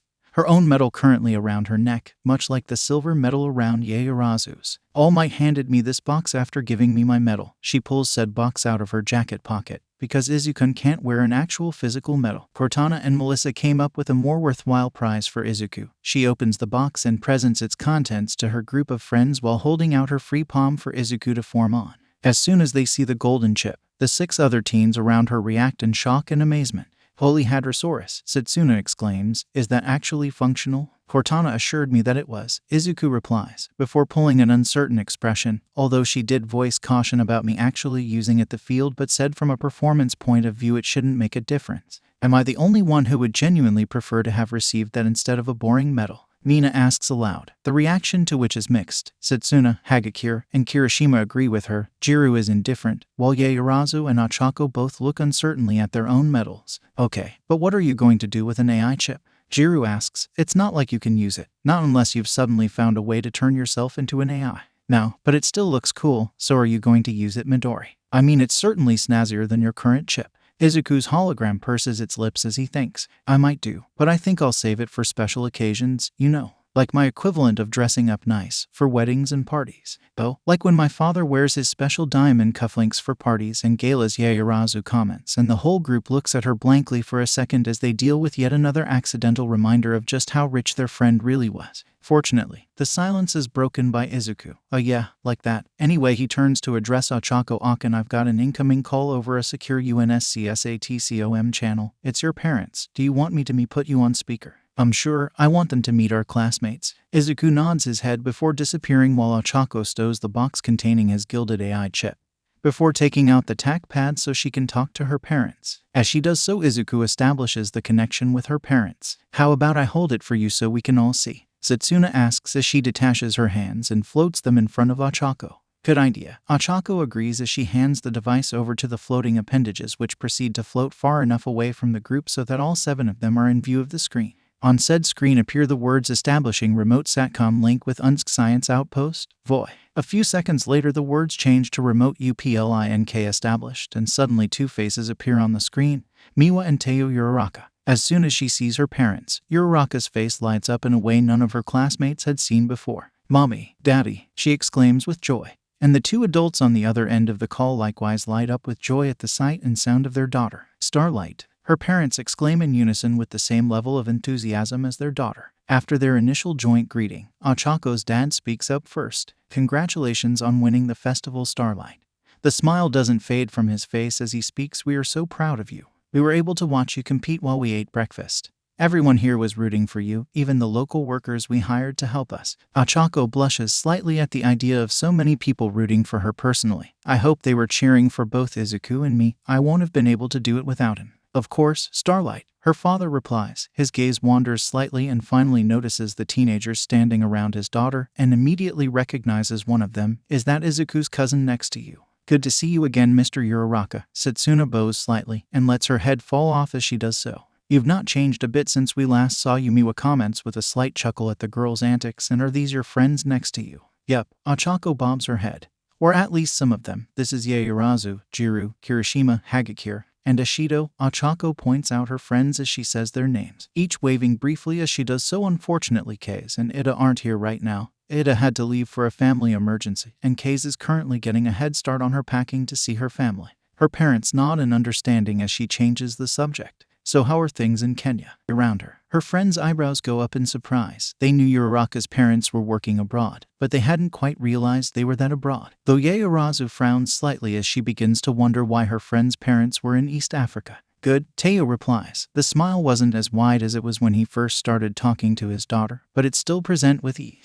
The funding the UNSC has provided has meant we've had no shortage of workers for the dig site. So where are you digging exactly? Ochako's curiosity for the past 4 months was catching up to her now. Are you closer to Mombasa or Voi? At the mention of those two names, the gears in Momo's brain begin spinning just that little bit faster as she recognizes them from the files she requested from Izuku to read in her spare time. In particular, the events that led to the end of the Human Covenant War. Neither actually, Miwa replies, amused slightly by the confused reaction on her daughter's face. Neither. Then somewhere in the middle, Ochako asks, actually, we're currently digging outside the original diameter. Teo explains, choosing his words carefully given the present company the locals actually pointed us towards Kilimanjaro. The mountain, Momo interjects, to which the two adults nod in confirmation. Why? Ochako asks, and she notices her two parents exchange looks as if debating what to say. The locals have an old story, one originally told in cave paintings, Miwa begins, of a goddess who came to earth, just as man began to walk upon it. Tall and pale, as beautiful as the moon itself, Teo continues, it is said that she came to earth to be among the people she had helped create before her passing.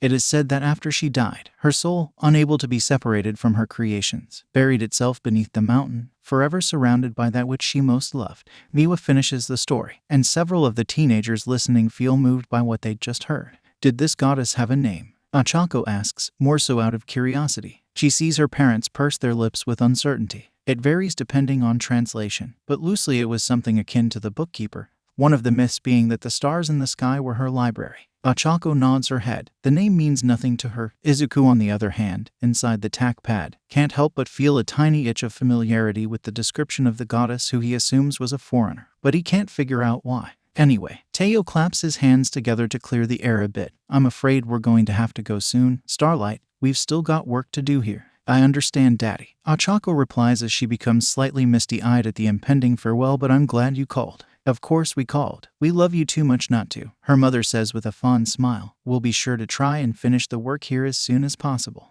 Just don't cut corners. What you're doing out there is important for all of humanity, Ochako states. Nothing is more important than you, Starlight, her father says in a soft tone, and her mother nods her head in agreement. Suddenly the other students feel somewhat awkward being present for such an intimate moment between family members. And Izuku, the Uraraka patriarch, addresses his future son-in-law. Just as I know she'll take care of you, you be sure to take care of Uraraka, understood? Yes, sir, Izuku replies from inside the device. We'll see you soon, Starlight. Teo waves goodbye to his daughter, as does Miwa. See you soon, Daddy. You too, Mommy, Uraraka replies, just before the call disconnects. Once done, Satsuna carries the device back to Ochako, who just stands there, silent, for a minute till Momo tentatively breaks the silence by asking a question to confirm her suspicions. So, your parents are searching for evidence of foreigners on Earth, aside from Midoriya, that is. Momo is somewhat satisfied by the brief expression of shock on her friend's face that quickly turns to a satisfied smile. Heh, Izuku called it. Ochako's reaction causes Momo to frown slightly in confusion, an expression that is also present on the others present.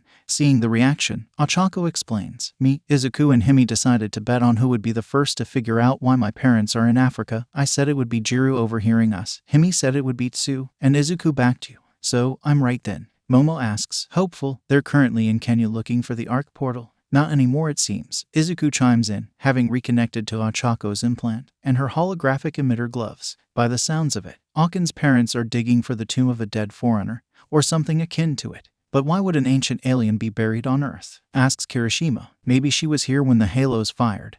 Izuku suggests, okay, but hold on, if there's a foreigner tomb here, why didn't the UNSC back in their universe find it? Jiro argues, considering we didn't even know about the portal under Voi. Cortana's voice cuts in from a nearby speaker. It should be all that surprising that we didn't know about this tomb.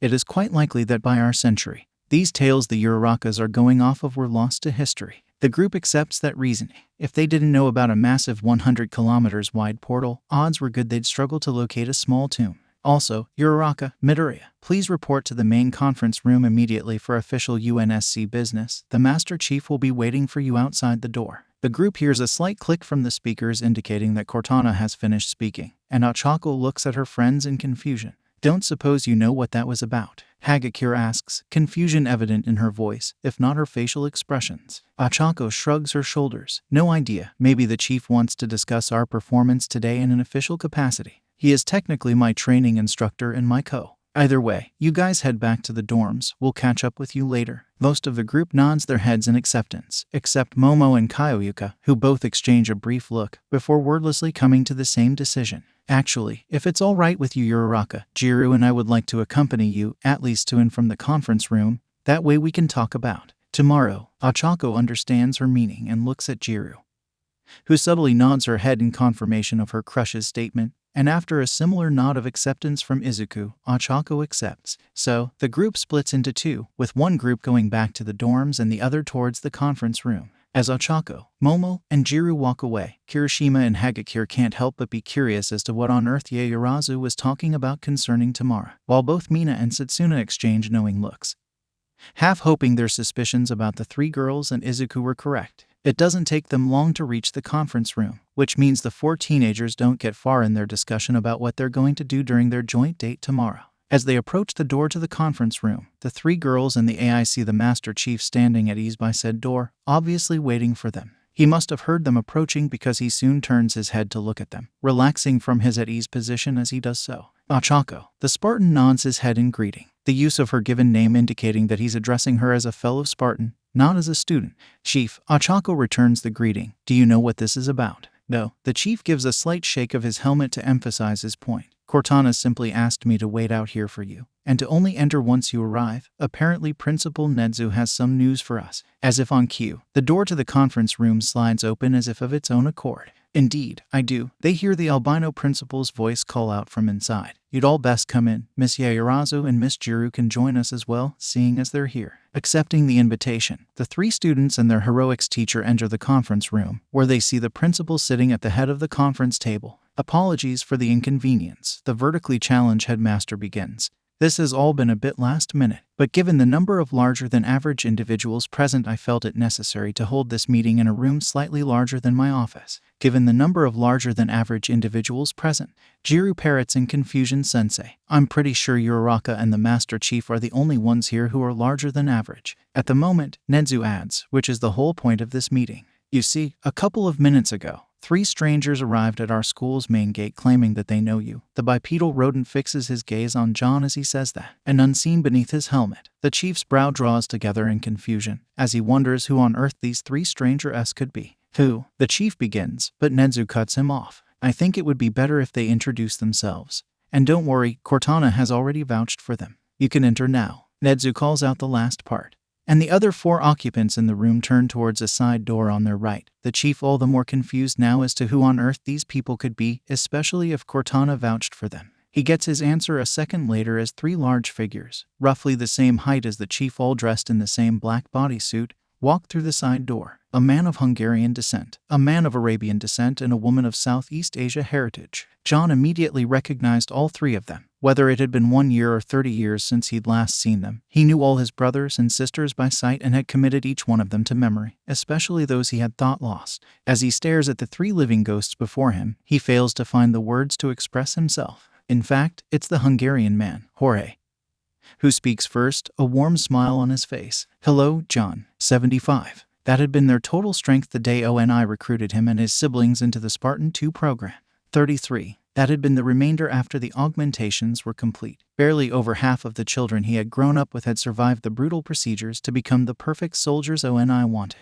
31. There had been a breakout. Daisy, Ralph, Joseph, Oscar, and Sean had managed to escape. Daisy, Ralph, and Joseph returned. Oscar and Sean did not. They took the easy way out. 30. Samuel. While John had already been forced to say farewell to so many of his brothers in arms, Samuel was his first combat casualty. He wasn't even given the honor of being laid to rest. By that point, ONI had declared that all Spartan casualties were to be listed as missing in action. After Samuel, his brothers and sisters just kept going missing. Some he bore witness to: Arthur, Solomon, Anton, Lai, Grace. Some he only heard about or read in reports: Cal, Daisy, Randall, the entirety of Red Team on Arcadia. Ever since his augmentations, John had been counting down the number of his brothers and sisters who remained, either consciously or subconsciously. There had only been 2 times that he was aware of when the number of his remaining Spartans had increased. The first had been Linda's miraculous revival at the hands of Dr. Halsey aboard the UNSC Gettysburg, and the second had been when he formally inducted Ochako as a Spartan. Granted, she was quite different to the others, but he nonetheless considered her one of his responsibility.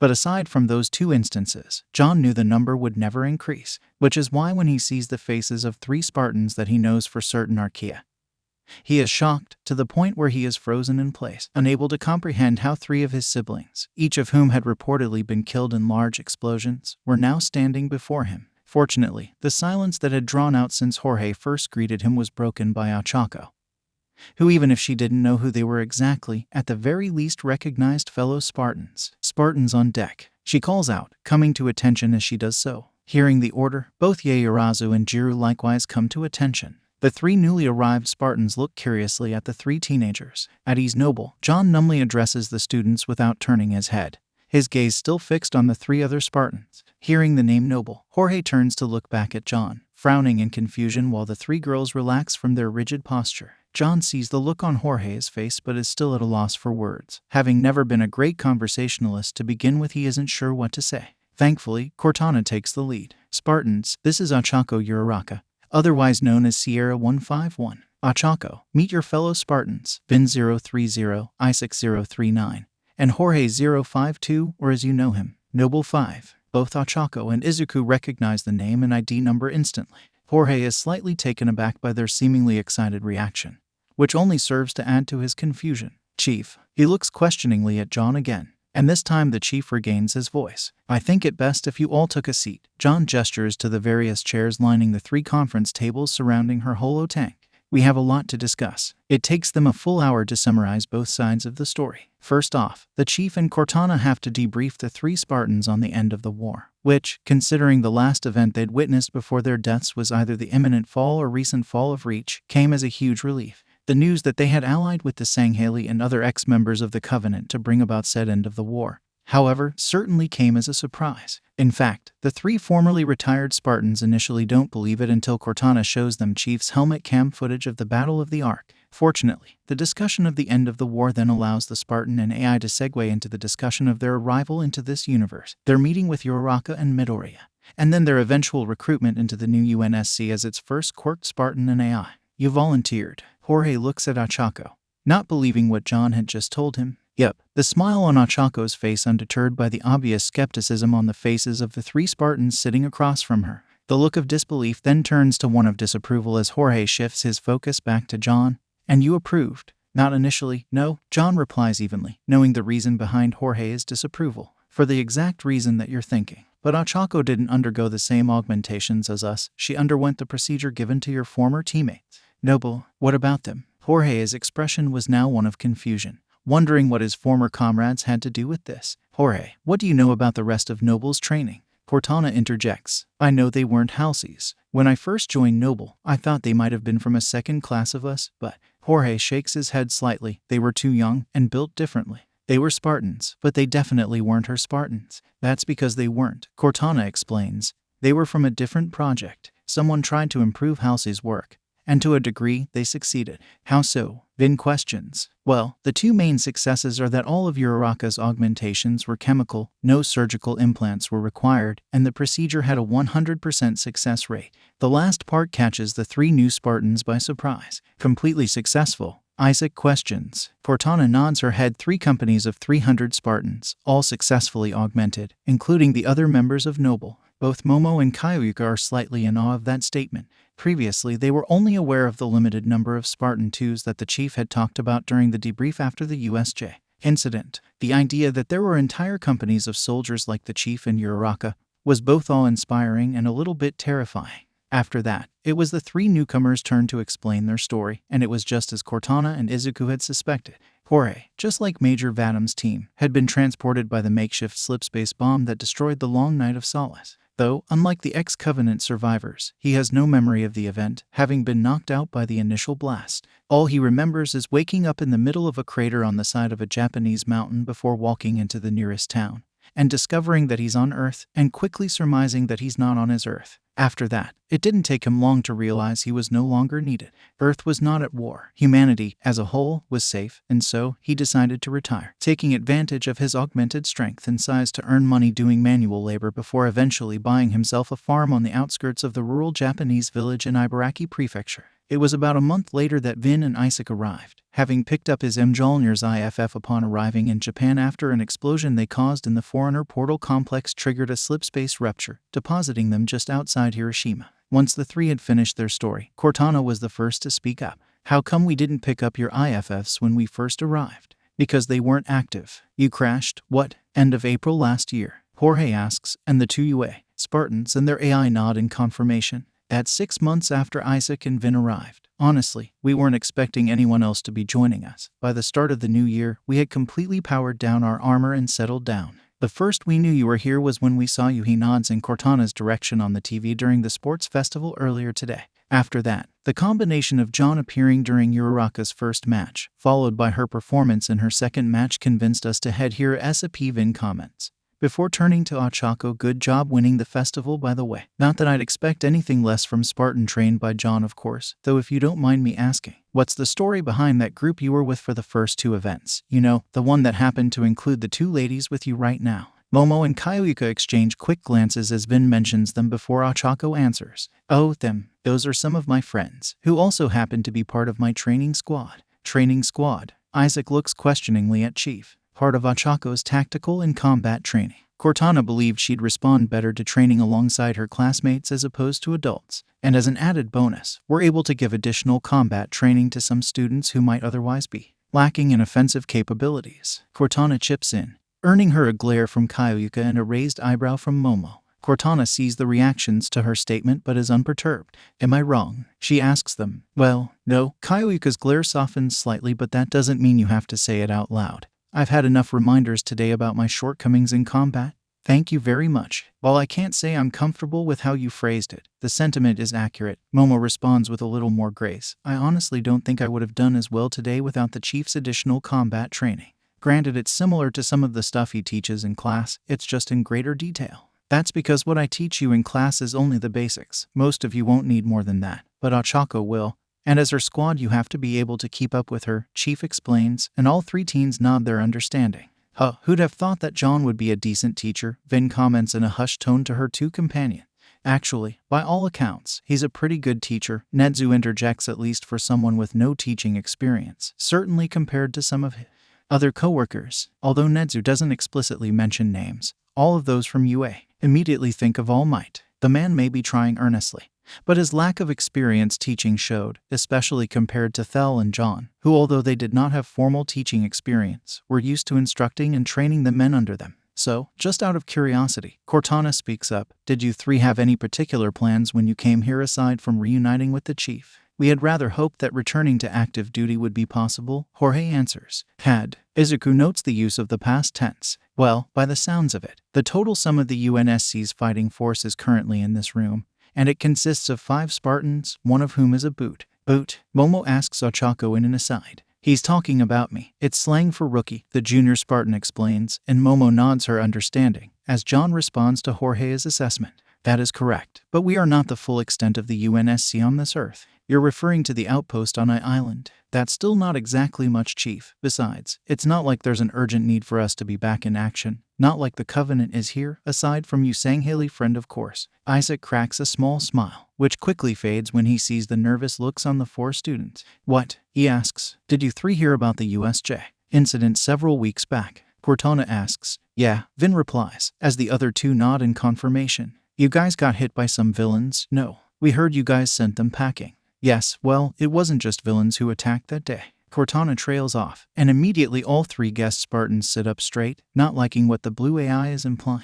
Please don't tell me. Jorge doesn't dare finish the thought, but John is already nodding his head. The Covenant are here, he says, and all 3 of the Spartans across from his curse, both mentally and, in Vin's case, verbally. Fortunately, most of them were convinced to stand down by Ochako and the Arbiter. Most. Jorge raises an eyebrow at John. Their leader was unconvinced by the Arbiter's words. By the sounds of it, he's a fanatic, a die-hard believer of the Covenant faith, Cortana explains. And now he's allied with a group calling themselves the League of Villains. Does this mean we're under winter contingency? Jorge asks. Unofficially, yes. However, given how small the UNSC is at the moment in both size and influence, the directive only really extends to the outpost on the island and the UA campus. Well then, Jorge looks to his left and right, an unspoken agreement passing between the 3 unarmored Spartans before all 3 of them quickly rise from their seats and come to attention. Spartans 030, 039, and 052 requesting permission to return to active duty, Chief, Jorge barks formally. Chief rises from his own seat and comes to attention before replying.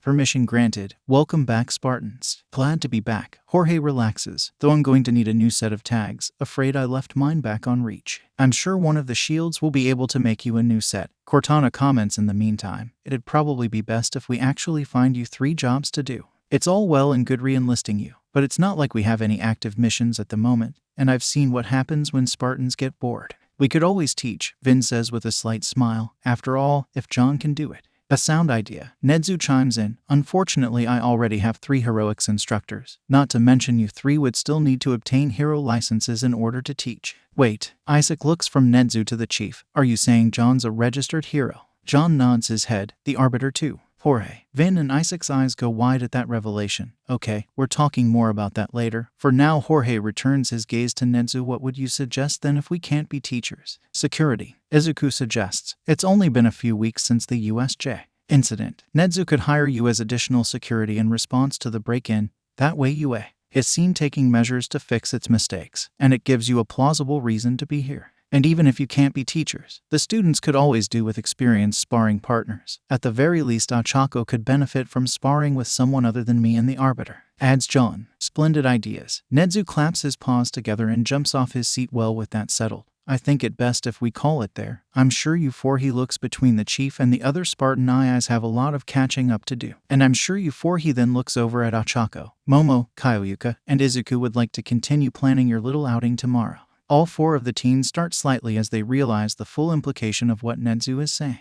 How does he? Momo begins to ask before remembering that basically the entire school is wired. Never mind. Deciding not to deal with Nedzu any further, the 4 students quickly excuse themselves, with Ochako collecting Izuku on their way out. Once they're gone, Jorge turns a questioning eye on John. What was that all about? He asks. John simply shrugs, before Cortana answers for him. Ochako and Izuku have been romantically involved for over a year, since before we first met them. Earlier today they decided to include both Yaoyorozu and Jiro in that relationship, though they're currently trying to keep that part to themselves. Nedzu was simply referring to the fact that they plan on going on a date tomorrow, as well as reminding them to be careful about where they discuss supposedly secret information. The Ermine principal says in a devious tone. Understandably, that revelation gains some looks of skepticism from the other 3 super soldiers. A Spartan, in love, Vin asks in disbelief. With an AI, Isaac adds. Palsy would be spinning in her grave, Jorge mutters. One of Heights Alliance dorms, Central UA.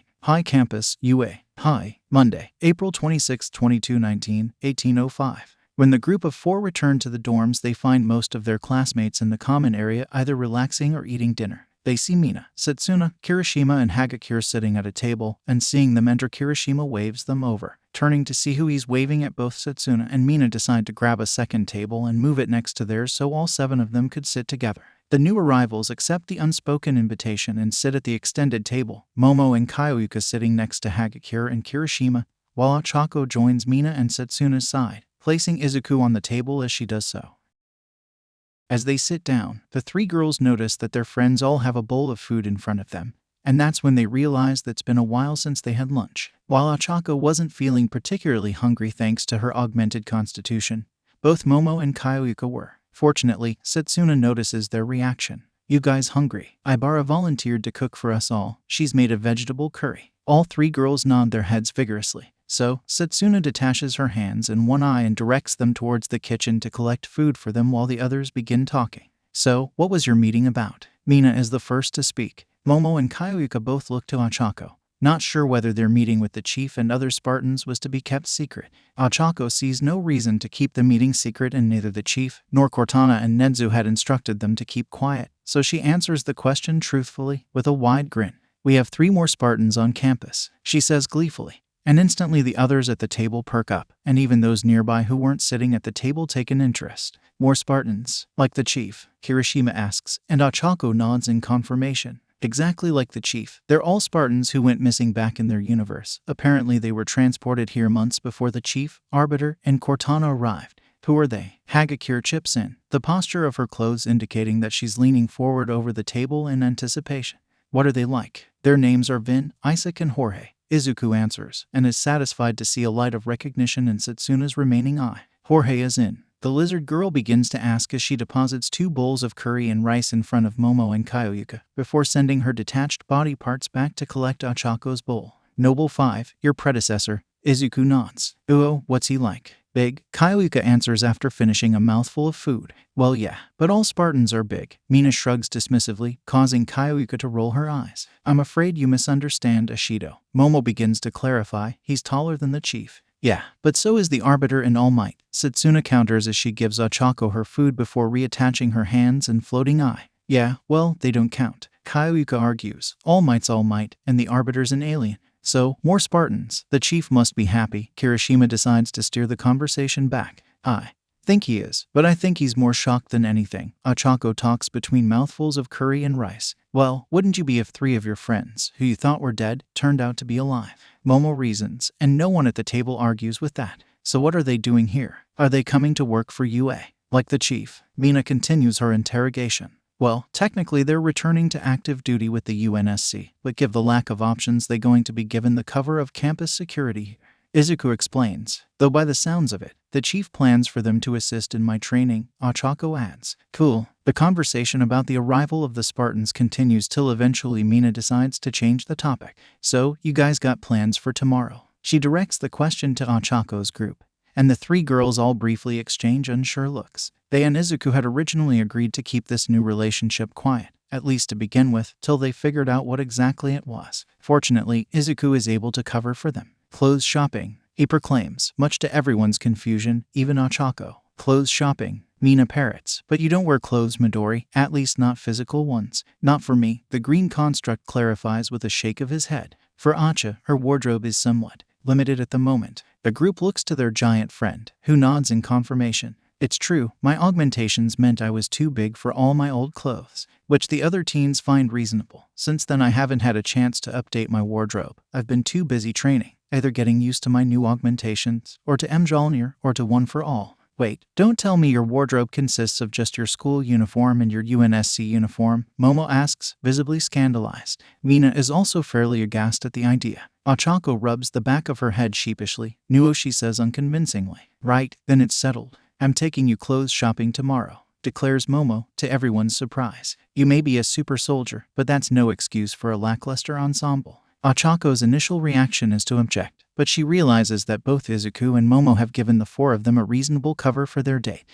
Sure, I don't have anything else planned tomorrow." She plays along with the act. "Wait, you aren't going to visit your parents, yeah, Momo?" Mina queries, to which Momo shakes her head. "Mother and father are busy tomorrow." She lies. "We've arranged to meet the day after." That, however, was the truth. "Room for one more?" Kayuka asks. She already knows the answer, but she asks to maintain the cover of this not being a date. "My parents live locally, so I'm not too pushed about seeing them." "Sure, between you, Momo and Izu, we should be able to find some new clothes for me." Ochako beams at her 2 new girlfriends. "Aw, I'm missing a girls' shopping trip." Mina groans. "Why couldn't you have arranged that before my parents called?" Satsuna pats her pink friend on the shoulder sympathetically. "I'm sure there'll be another time. Besides," she leans in close to whisper into her friend's ear, "I get the feeling those 4 need to spend some time alone together, if you catch my drift." As she says that, the reptilian girl is satisfied to see Kayuka bristle slightly, indicating that not only had she heard, but that Seti's suspicions were somewhat correct. Mina also notes the slight twitch and understands Satsuna's meaning.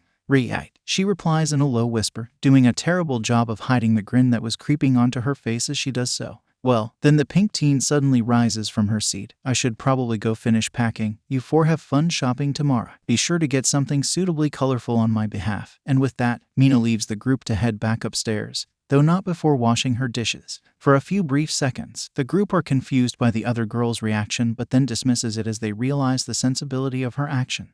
"You know, Mina's right. I should probably finish packing as well." Kirishima begins to rise from his seat. "Wait, are all of you going home to visit your parents?" Izuku asks. "Yup, I'll be sure to say hi to my mom and dad for you," Satsuna responds. "In case we don't see you guys in the morning. Have fun shopping," Hagakure says in farewell, and soon the Spartan, the AI, the creationist, and the punk are alone once more. After about a minute, Momo breaks the silence. "You know, it might not be a bad idea to have an early night. It has been a long, eventful day, and by the sounds of it, we're going to have a pretty busy day tomorrow. Though hopefully, it should be a bit more fun than today was, or at least less stressful." Kayuka sighs, her mind wandering back to her fight with Bakugo. "I think we can arrange that. Tomorrow should just be about us hanging out together, rather than a formal date," Izuku suggests, to which the other 3 agree. "Yes, a nice relaxing day out," Ochako voices, unaware of the excitement that was to come. Takedo Main Line, Musutafu, Shizuoka Prefecture, April 27, 2219, 9:35.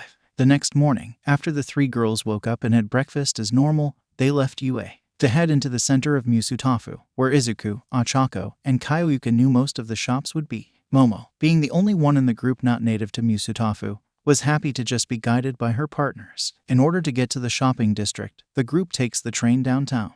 While on the train, Ochako notices that many of the train's passengers are looking at them more than usual. She wonders if it's because of the sports festival. She's about to vocalize that thought to Momo and Kyoyuka when a little girl, no older than 6 or 7, grabs her attention. "Are you the demon?" she asks innocently, craning her neck backwards to look up at Ochako as she does so. All 4 of the teens are taken aback by the question. Ochako opens her mouth to question the little girl as to what she's talking about. But before she can get a word out, a woman, likely the girl's mother or guardian, scoops up the girl and begins apologizing. "I'm so sorry about that." She bows her head apologetically, unable to bow completely with the child in her arms. "She saw the sports festival yesterday and was completely fascinated by your performance. It took me an hour to convince her not to try and punch ice yesterday afternoon. You are the sports festival winner, right?" It takes a second, but Ochako quickly finds her voice. Yeah, that's me." "But why did she ask if I'm the demon?" "You haven't heard?" A man in a business suit with a dog mutation quirk asks. "Heard what?" Momo asks. "I think he's referring to this." Izuku appears in Ochako's palm and projects a holographic news website with the headline "Demon of UA Dominates Sports Festival." The 3 girls balk at the headline. "Looks like you kind of earned a reputation after your fight with Todoroki." After that, more people around them begin plying the group with questions and praise. Most of the attention is given to Ochako and Izuku, with many being fascinated by Izuku's digital form. Many also recognize Momo as the second-place winner, as well as the person who dueled the demon of UA. Of the crowd on the train, only a few recognized Kyoyuka, which she was grateful for. The few looks and comments of sympathy she got didn't sit well with her. She just wanted to put her fight with Bakugo behind her. Eventually, they reach their stop and are able to get away from the crowd, though not before Ochako signs an autograph for the little girl. Once they leave the station, the 4 teens take a moment to let their brains catch up with what happened. "So, the demon." Kyoyuka looks up at Ochako with an amused smile. "It feels wrong." Ochako groans. "I mean, I know the Sangheili refer to all Spartans as demons, but to be called the demon, that's Chief's thing. It kinda feels like, I don't know, copyright infringement. It'd be like calling someone other than All Might the symbol of peace. You do realize that you may very well be that next symbol of peace, right?" Momo gently points out, "After all, you and Izuku are All Might's apprentices." Ochako's only response to that is to groan and hold her head in her hands, forcing Izuku to turn off his hologram. "Thanks for reminding me of that." "Sorry." Momo reaches up to pat her date on the shoulder sympathetically. "Anyway, should we start our sort of date?" "Yes, please." Ochako unburies her head from her hands, allowing Izuku to reappear and bring up a street map of the local area. "Well, if you do indeed want to do clothes shopping, then the Tanuin shopping district is that way." He points down the street, and off in the distance the group can see the top of the large open-air shopping center. "Then shall we?" Momo gestures in the direction Izuku indicated. Tanuin shopping district, Musutafu, Shizuoka Prefecture, Tuesday, April 27, 2219, 9:48. Once in the shopping district, Ochako guides the other 2 to her usual go-to store for clothes. However, it's not till they're outside the discount clothes shop that Izuku reminds her of a key fact. "Akin, you do remember that you're not shopping as a normal teenager, right?" "Huh?" The teen Spartan raises her hand up so Izuku can project on it. "Your body. You're almost 7 foot tall. I seriously doubt the clothes in the teen section are going to fit you." Oh. Ochako's shoulders slump slightly in disappointment as she remembers that fact. "Guess I'm going to have to look in the women's section then, right?" Izuku nods his head while Momo gently lays a hand on the taller girl's upper arm in sympathy, trying not to think about how well-muscled it is as she does so. "I understand how you feel. I've had to buy women's clothes for several years now, though I fear even they might not have what you need." As Izuku said, "You are almost 7 feet tall. You may have to go to a specialist store for those with quirk mutations." "Well, we can still have a look in here first." Kyoyuka mindlessly fiddles with one of her jacks as she nods her head towards the store. As it turns out, Momo's fears were correct. Even the largest sizes in the women's section are just a bit too tight for Ochako's comfort. Fortunately, the store isn't a complete waste of time as both Kyoyuka and Momo are able to find items for themselves. Kyoyuka finds a yellow tank top with the band name Deep Dope written on it, while Momo picks out a cream-colored, knitted, turtleneck jumper. Once done, Izuku searches his maps for quirk specialist stores and is able to find one a block away. The three girls find the store and stroll inside and find what is certainly a more varied collection of clothes.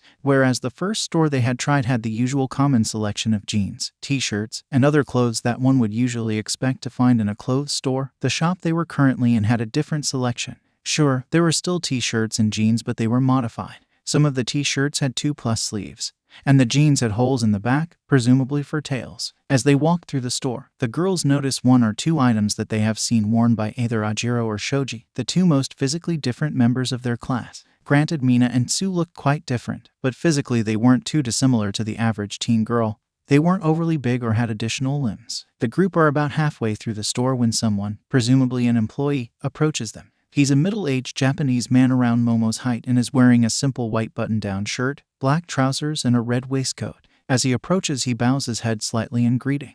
"Greetings, madams. How may I help you today?" he says in a warm and friendly tone that seems genuine. Ochako is initially hesitant, not sure how exactly to explain her situation. Fortunately, Momo is able to confidently provide a reasonable and non-classified explanation. "Actually, we're here today because my friend here," she gestures with one hand to Ochako, "recently underwent a mutation thanks to her quirk, drastically increasing her height, and as such her entire wardrobe is now far too small for her. And unfortunately none of the more conventional clothing stores seem to stock clothes big enough for her." Momo finishes her explanation, having excluded any references to the Spartan program, and the employee nods his head in understanding. "Yes, I did suspect you might be the one looking to shop here," he addresses Ochako, "but it never hurts to ask. Fortunately, individuals such as yourself are one of our most common types of customers, alongside those whose quirks give them tails. As such, we keep a fairly varied selection of larger-than-average clothes within our pantheon range. If you'll just follow me." The man guides the three girls through the store to a section they hadn't reached yet, where they find what seems to be a normal selection of clothes, except when Ochako takes a t-shirt off a rack and holds it against her to check the size. It actually looked like it would fit, as opposed to being 3 sizes too small. Satisfied,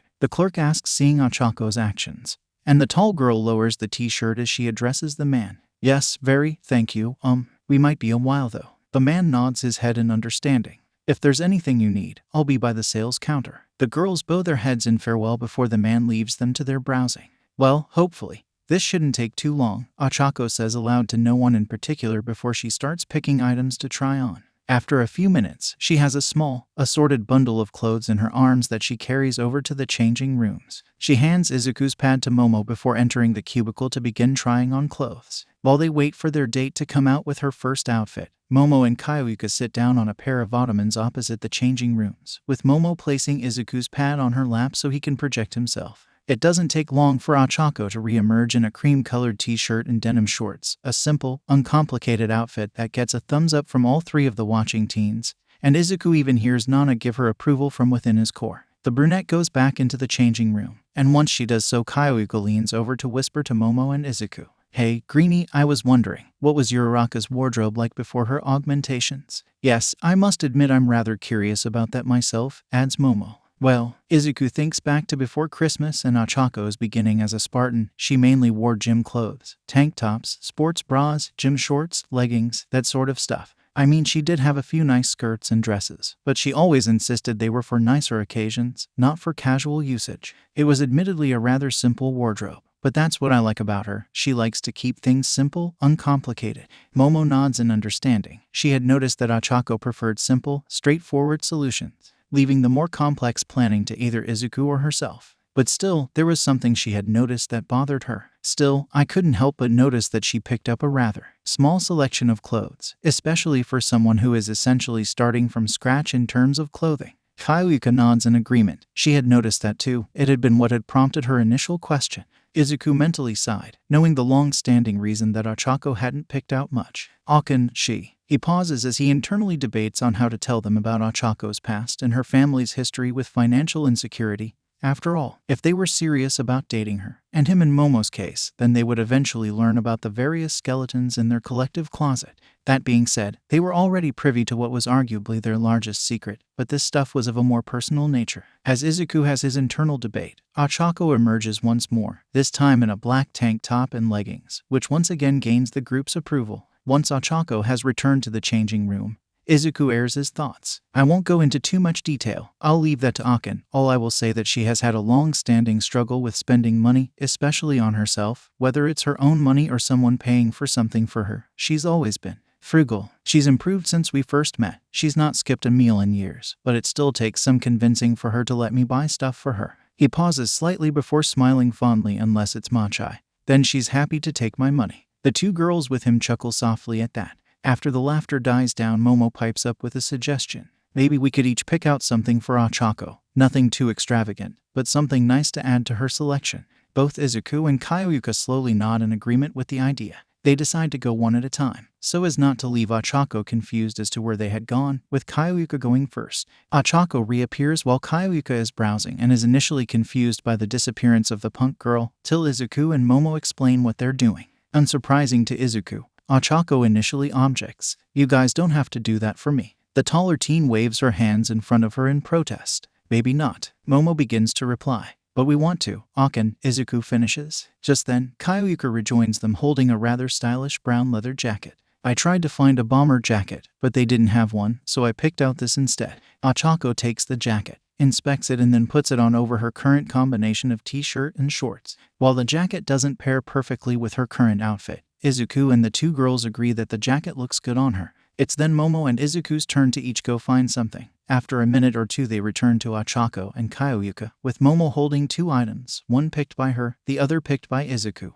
The first one she gives to Ochako is a pink, checkered, pleated skirt that she picked out. I wanted to pick something that might go well with the jacket Kyoyuka chose. Momo reasons before Ochako goes back into the changing room to try it on. As they wait, Kyoyuka asks about the second item, the one Izuku chose. Oh, well, it's... Izuku begins to explain as Momo holds up a yellow and orange stripy, two-piece swimsuit, which catches Kyoyuka by surprise. Whoa, bold move, Greenie. I thought you were going to pick out a pair of jeans or something.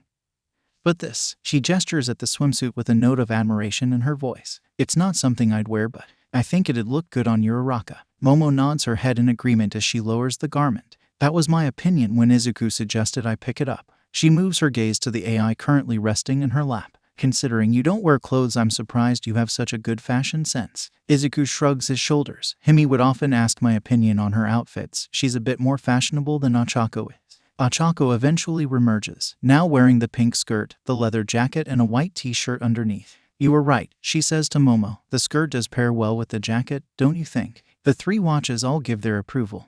The outfit was, Momo called it, chic. That being said, you guys did see the price tags for these, right? A look of uncertainty crosses Ochako's face as she mentions that. The prices for the clothes she'd picked out were already more than what she usually paid, but figured that was the price of getting unusually large clothes. However, the prices for the skirt and the jacket were at the point where she felt uncomfortable actually spending money on them, despite how nice they looked.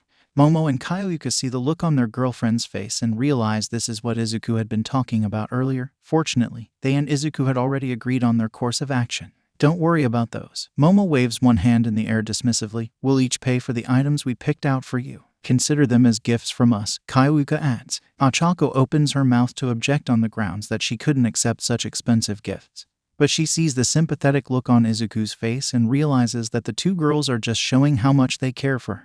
She closes her mouth, pauses, then opens it again to speak. Okay, but just the items you picked out for me. I'm still paying for my own stuff. The other three teens all raise their hands in a placating manner. That's fair, Kyoyuka concedes. Anyway, I've gotten something from Jiro, and something from Momo. Did you get me something, Izuku? Yeah. Izuku's hologram seems to blush slightly, which confuses Ochako until Momo hands her the swimsuit. And suddenly his reaction makes sense. Izuku, did you pick this? She says, looking down briefly at the brightly colored swimwear before looking back up at her boyfriend.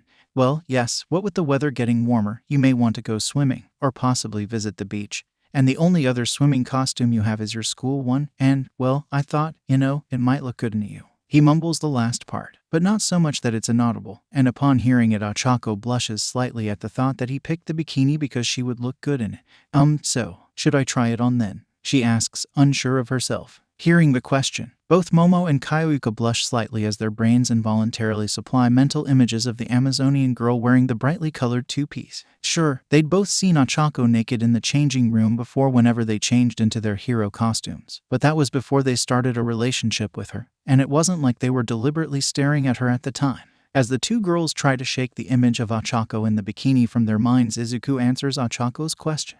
Only if you want to. If you don't feel comfortable, then. He doesn't get any further as she interrupts him. No, I'm fine, she says, slowly regaining confidence. Just give me a second to get changed. As she re-enters the cubicle, Kaiuka turns to the other two. You know, I can understand me and Momo being flustered by all this, but what's your excuse, Greenie? I thought you said you don't feel physical attraction. I don't. But just because I don't feel attracted to someone's physical appearance doesn't mean I can't recognize or appreciate someone's beauty. I suppose that makes sense. I can't play music, but I can still appreciate it when Kaiuka plays. Momo smiles softly at the shorter girl as she says it, who in turn blushes softly at the compliment.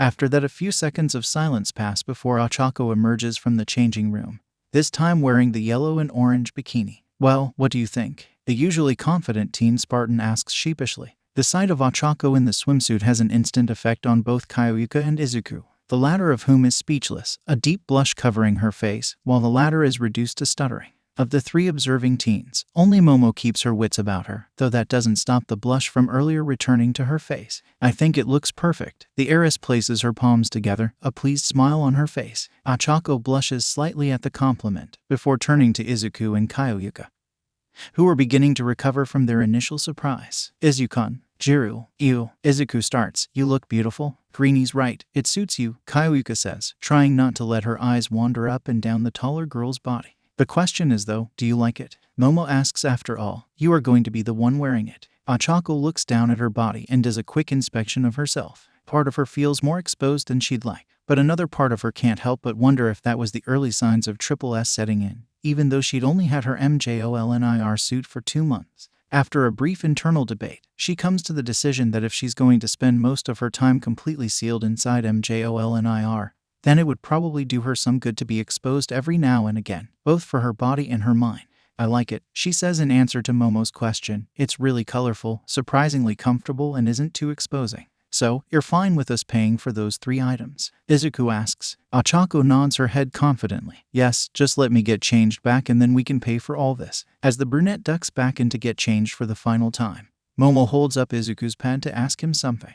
Midoriya, if you don't mind me asking, how exactly are you going to pay? It's just, you don't exactly carry cash or a credit card on you. That's true, the green construct concedes. I do everything through wireless bank transfer, like how people can pay through banking apps on their phone. Momo nods her head in understanding, but Izuku's answer prompts a question from Kaiuka. Okay, but what exactly do you need money for? You're an AI. It's not like you need clothes, food, or most physical items people need. No, but there's still digital content and items I can use that require money. And I like to be able to spend money on those close to me. It's one of the few ways I can show affection. It's not long after that Ochako returns, with all the clothes she'd tried on bundled in her arms. Momo and Kaiuka take the leather jacket, the skirt, and the bikini off her so that they can each pay for them themselves. They pay for the clothes and, with a fond farewell from the store owner, depart the store feeling immensely satisfied with their purchases.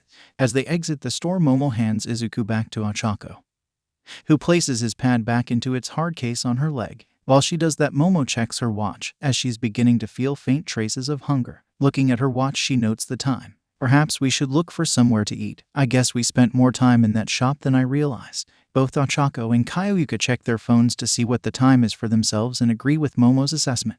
You guys are more familiar with the area than me. Any recommendations? Momo looks at Ochako, Kaiuka, and Izuku, who had reappeared on Ochako's palm. Instantly Ochako lights up, and Izuku knows what's coming, so tries to cut her off. No, he says, crossing his arms with a faint smile. What? Ochako asks, feigning an air of innocence. You know what? You were going to suggest the Cosmic Cafe, weren't you? Nuo. Ochako pretends to lie, deliberately avoiding eye contact. Izuku just sighs at the small performance his girlfriend is putting on. Something wrong? Momo asks, having just witnessed the little by-play. No, it's just Akin being predictable on account of her chronic addiction to matcha.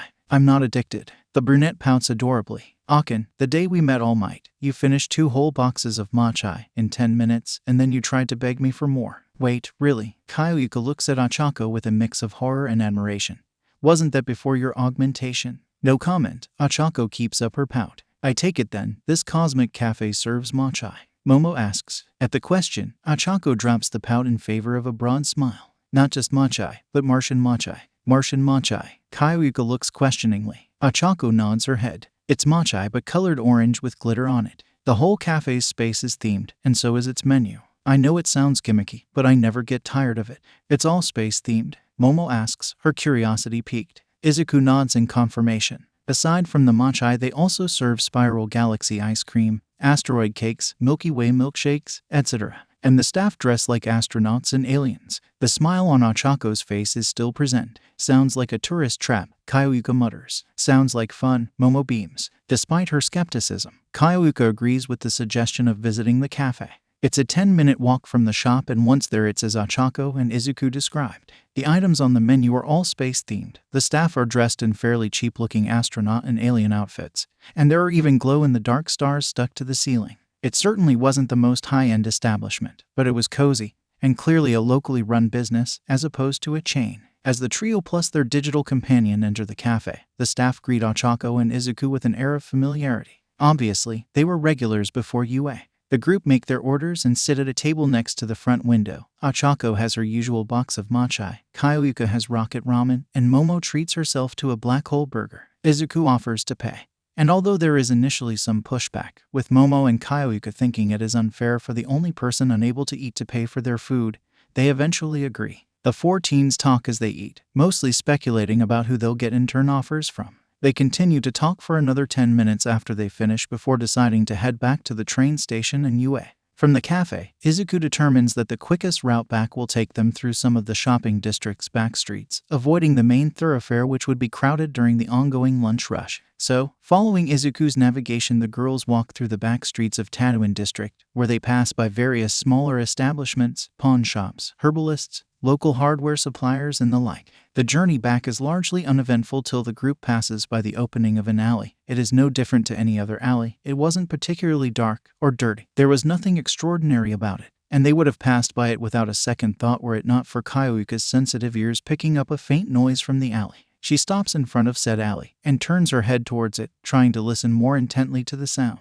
Both Momo and Achako notice the smaller girl's actions and also come to a stop before turning to look curiously at her. Kyoyuka, is something wrong? Momo asks, concerned. I can hear someone running. Kyoyuka replies, barefoot, and they're breathing hard. By the sounds of it, it's someone small. Really? Achako questions as she sets down her shopping bags and moves towards the alley to investigate. Kyoyuka shrugs nonchalantly. Different-sized people breathe and speak with a different pitch. For example, you and Vadam-sensei both have really deep-sounding breathing, whereas someone like Minta is more high-pitched. I can roughly tell how big someone is based on their breathing. It's not completely accurate, but it's enough to know that whoever's in there is very small and running hard. Achako turns her gaze from Kyoyuka back to the alley, just in time for the punk girl's assertion to be proven right as a small girl comes running out of the alley, head first into Achako's legs. Achako is physically unmoved by the collision, but the small girl is sent reeling, resulting in her falling backwards onto the ground. Immediately, Achako crouches down to help the little girl, while Momo and Kyoyuka drop the bags they're holding to join her without a second thought. Hey, are you all right? Achako asks, worry evident in her voice. She quickly looks over the girl and notices several noticeable things about her. The first is that she's not dressed like a normal child. She's wearing what looks to be a child's hospital gown over a layer of bandages that seem to cover her from her wrists to her neck and ankles. And as Kyoyuka had noted earlier, she's barefoot, no shoes or socks. The second is that she has pale blue hair, almost gray, not an unusual color in this age of quirks. What was a bit unusual was how unkempt the hair looked. It was all knotted, tangled, and oily, like it hadn't been washed or looked after in quite a long time. The final noticeable detail about the girl's appearance was that she had a single horn poking out from her right forehead, slightly darker in color than the rest of her admittedly pale skin. The horn was almost certainly part of her quirk. Achako reaches out a hand to help the poor girl up, but as she does so the girl recoils slightly, but visibly, and it's enough to get Achako to stop and partially withdraw the hand before reaching out again. It's okay, I won't hurt you. Here, let me help you up. She gently puts her hands under the girl's arms to lift her up, and while the girl doesn't outright reject the help, Achako notices that the girl is trembling. Izuku, can you bring touch empathy up for me? She thinks to herself, having felt Izuku connect to her implant the moment Kyoyuka mentioned hearing running. Izuku complies with the request and Achako feels OFA surge through her. Fortunately, the use of OFA's mental quirks doesn't provoke the telltale sparks of light that indicate the stockpile is active, meaning Achako is able to read the girl without frightening her, which is just as well, as when she activates the empathy quirk, she feels an immense wave of fear and anxiety washing over her. The only other time she'd felt this sort of sheer terror was during the USJ. When they first confirmed the Covenant's presence on Earth, whatever or whoever this girl was running from, it had her scared for her life. She deactivates touch empathy almost as soon as she activates it, the few brief seconds of interaction telling her all she needs. However, after she deactivates it, she feels a sharp stabbing sensation in the front of her head, the telltale sign of danger sense. Izuku, she mentally questions, sorry Ochako. But after sensing the girl's fear, the vestiges recommended I switch you to danger sense, and it looks like I was right to do so. Ochako agrees. Take her. She holds out the girl to Momo, who takes the silver-haired girl gingerly, before cradling her in her arms. Ochako, are you all right? Momo asks, seeing the frown on her date's face. Izuku activated danger sense, Ochako explains in a low tone, and that is all the other two girls need. Clearly, something dangerous was coming. You should be more careful. A man's voice echoes from the alley, and though Ochako and Kyoika don't see it, Momo feels the girl tense up in her arms at the sound of the voice. Obviously, whoever the owner of the voice was, he scared the little girl. We don't want to cause trouble for these lovely ladies. A pale, skinny man steps out from the alley, dressed in a black shirt, trousers, an olive green bomber jacket with a purple fur collar over it, white surgical gloves, and most unusually of all, a very ornate plague doctor's mask. Now that he was standing out in the open, it was obvious to Ochako that this was who was setting off danger sense. Izuku, who is this guy? She thinks to herself, is he a villain? No, Izuku replies after a brief web search, he's Yakuza. I found him on a police watch list. How bad? Very. His name's Kaichisaki, head of the Shy Hasekai. Uraraka does her best not to visibly grimace at that news. Call UA. She thinks, already done. Okay, sadly the chapter is over. And if you enjoyed the video, just leave a like and subscribe with post notification, so when the next chapter is ready, you will be notified. Okay, see you in the next video. Bye.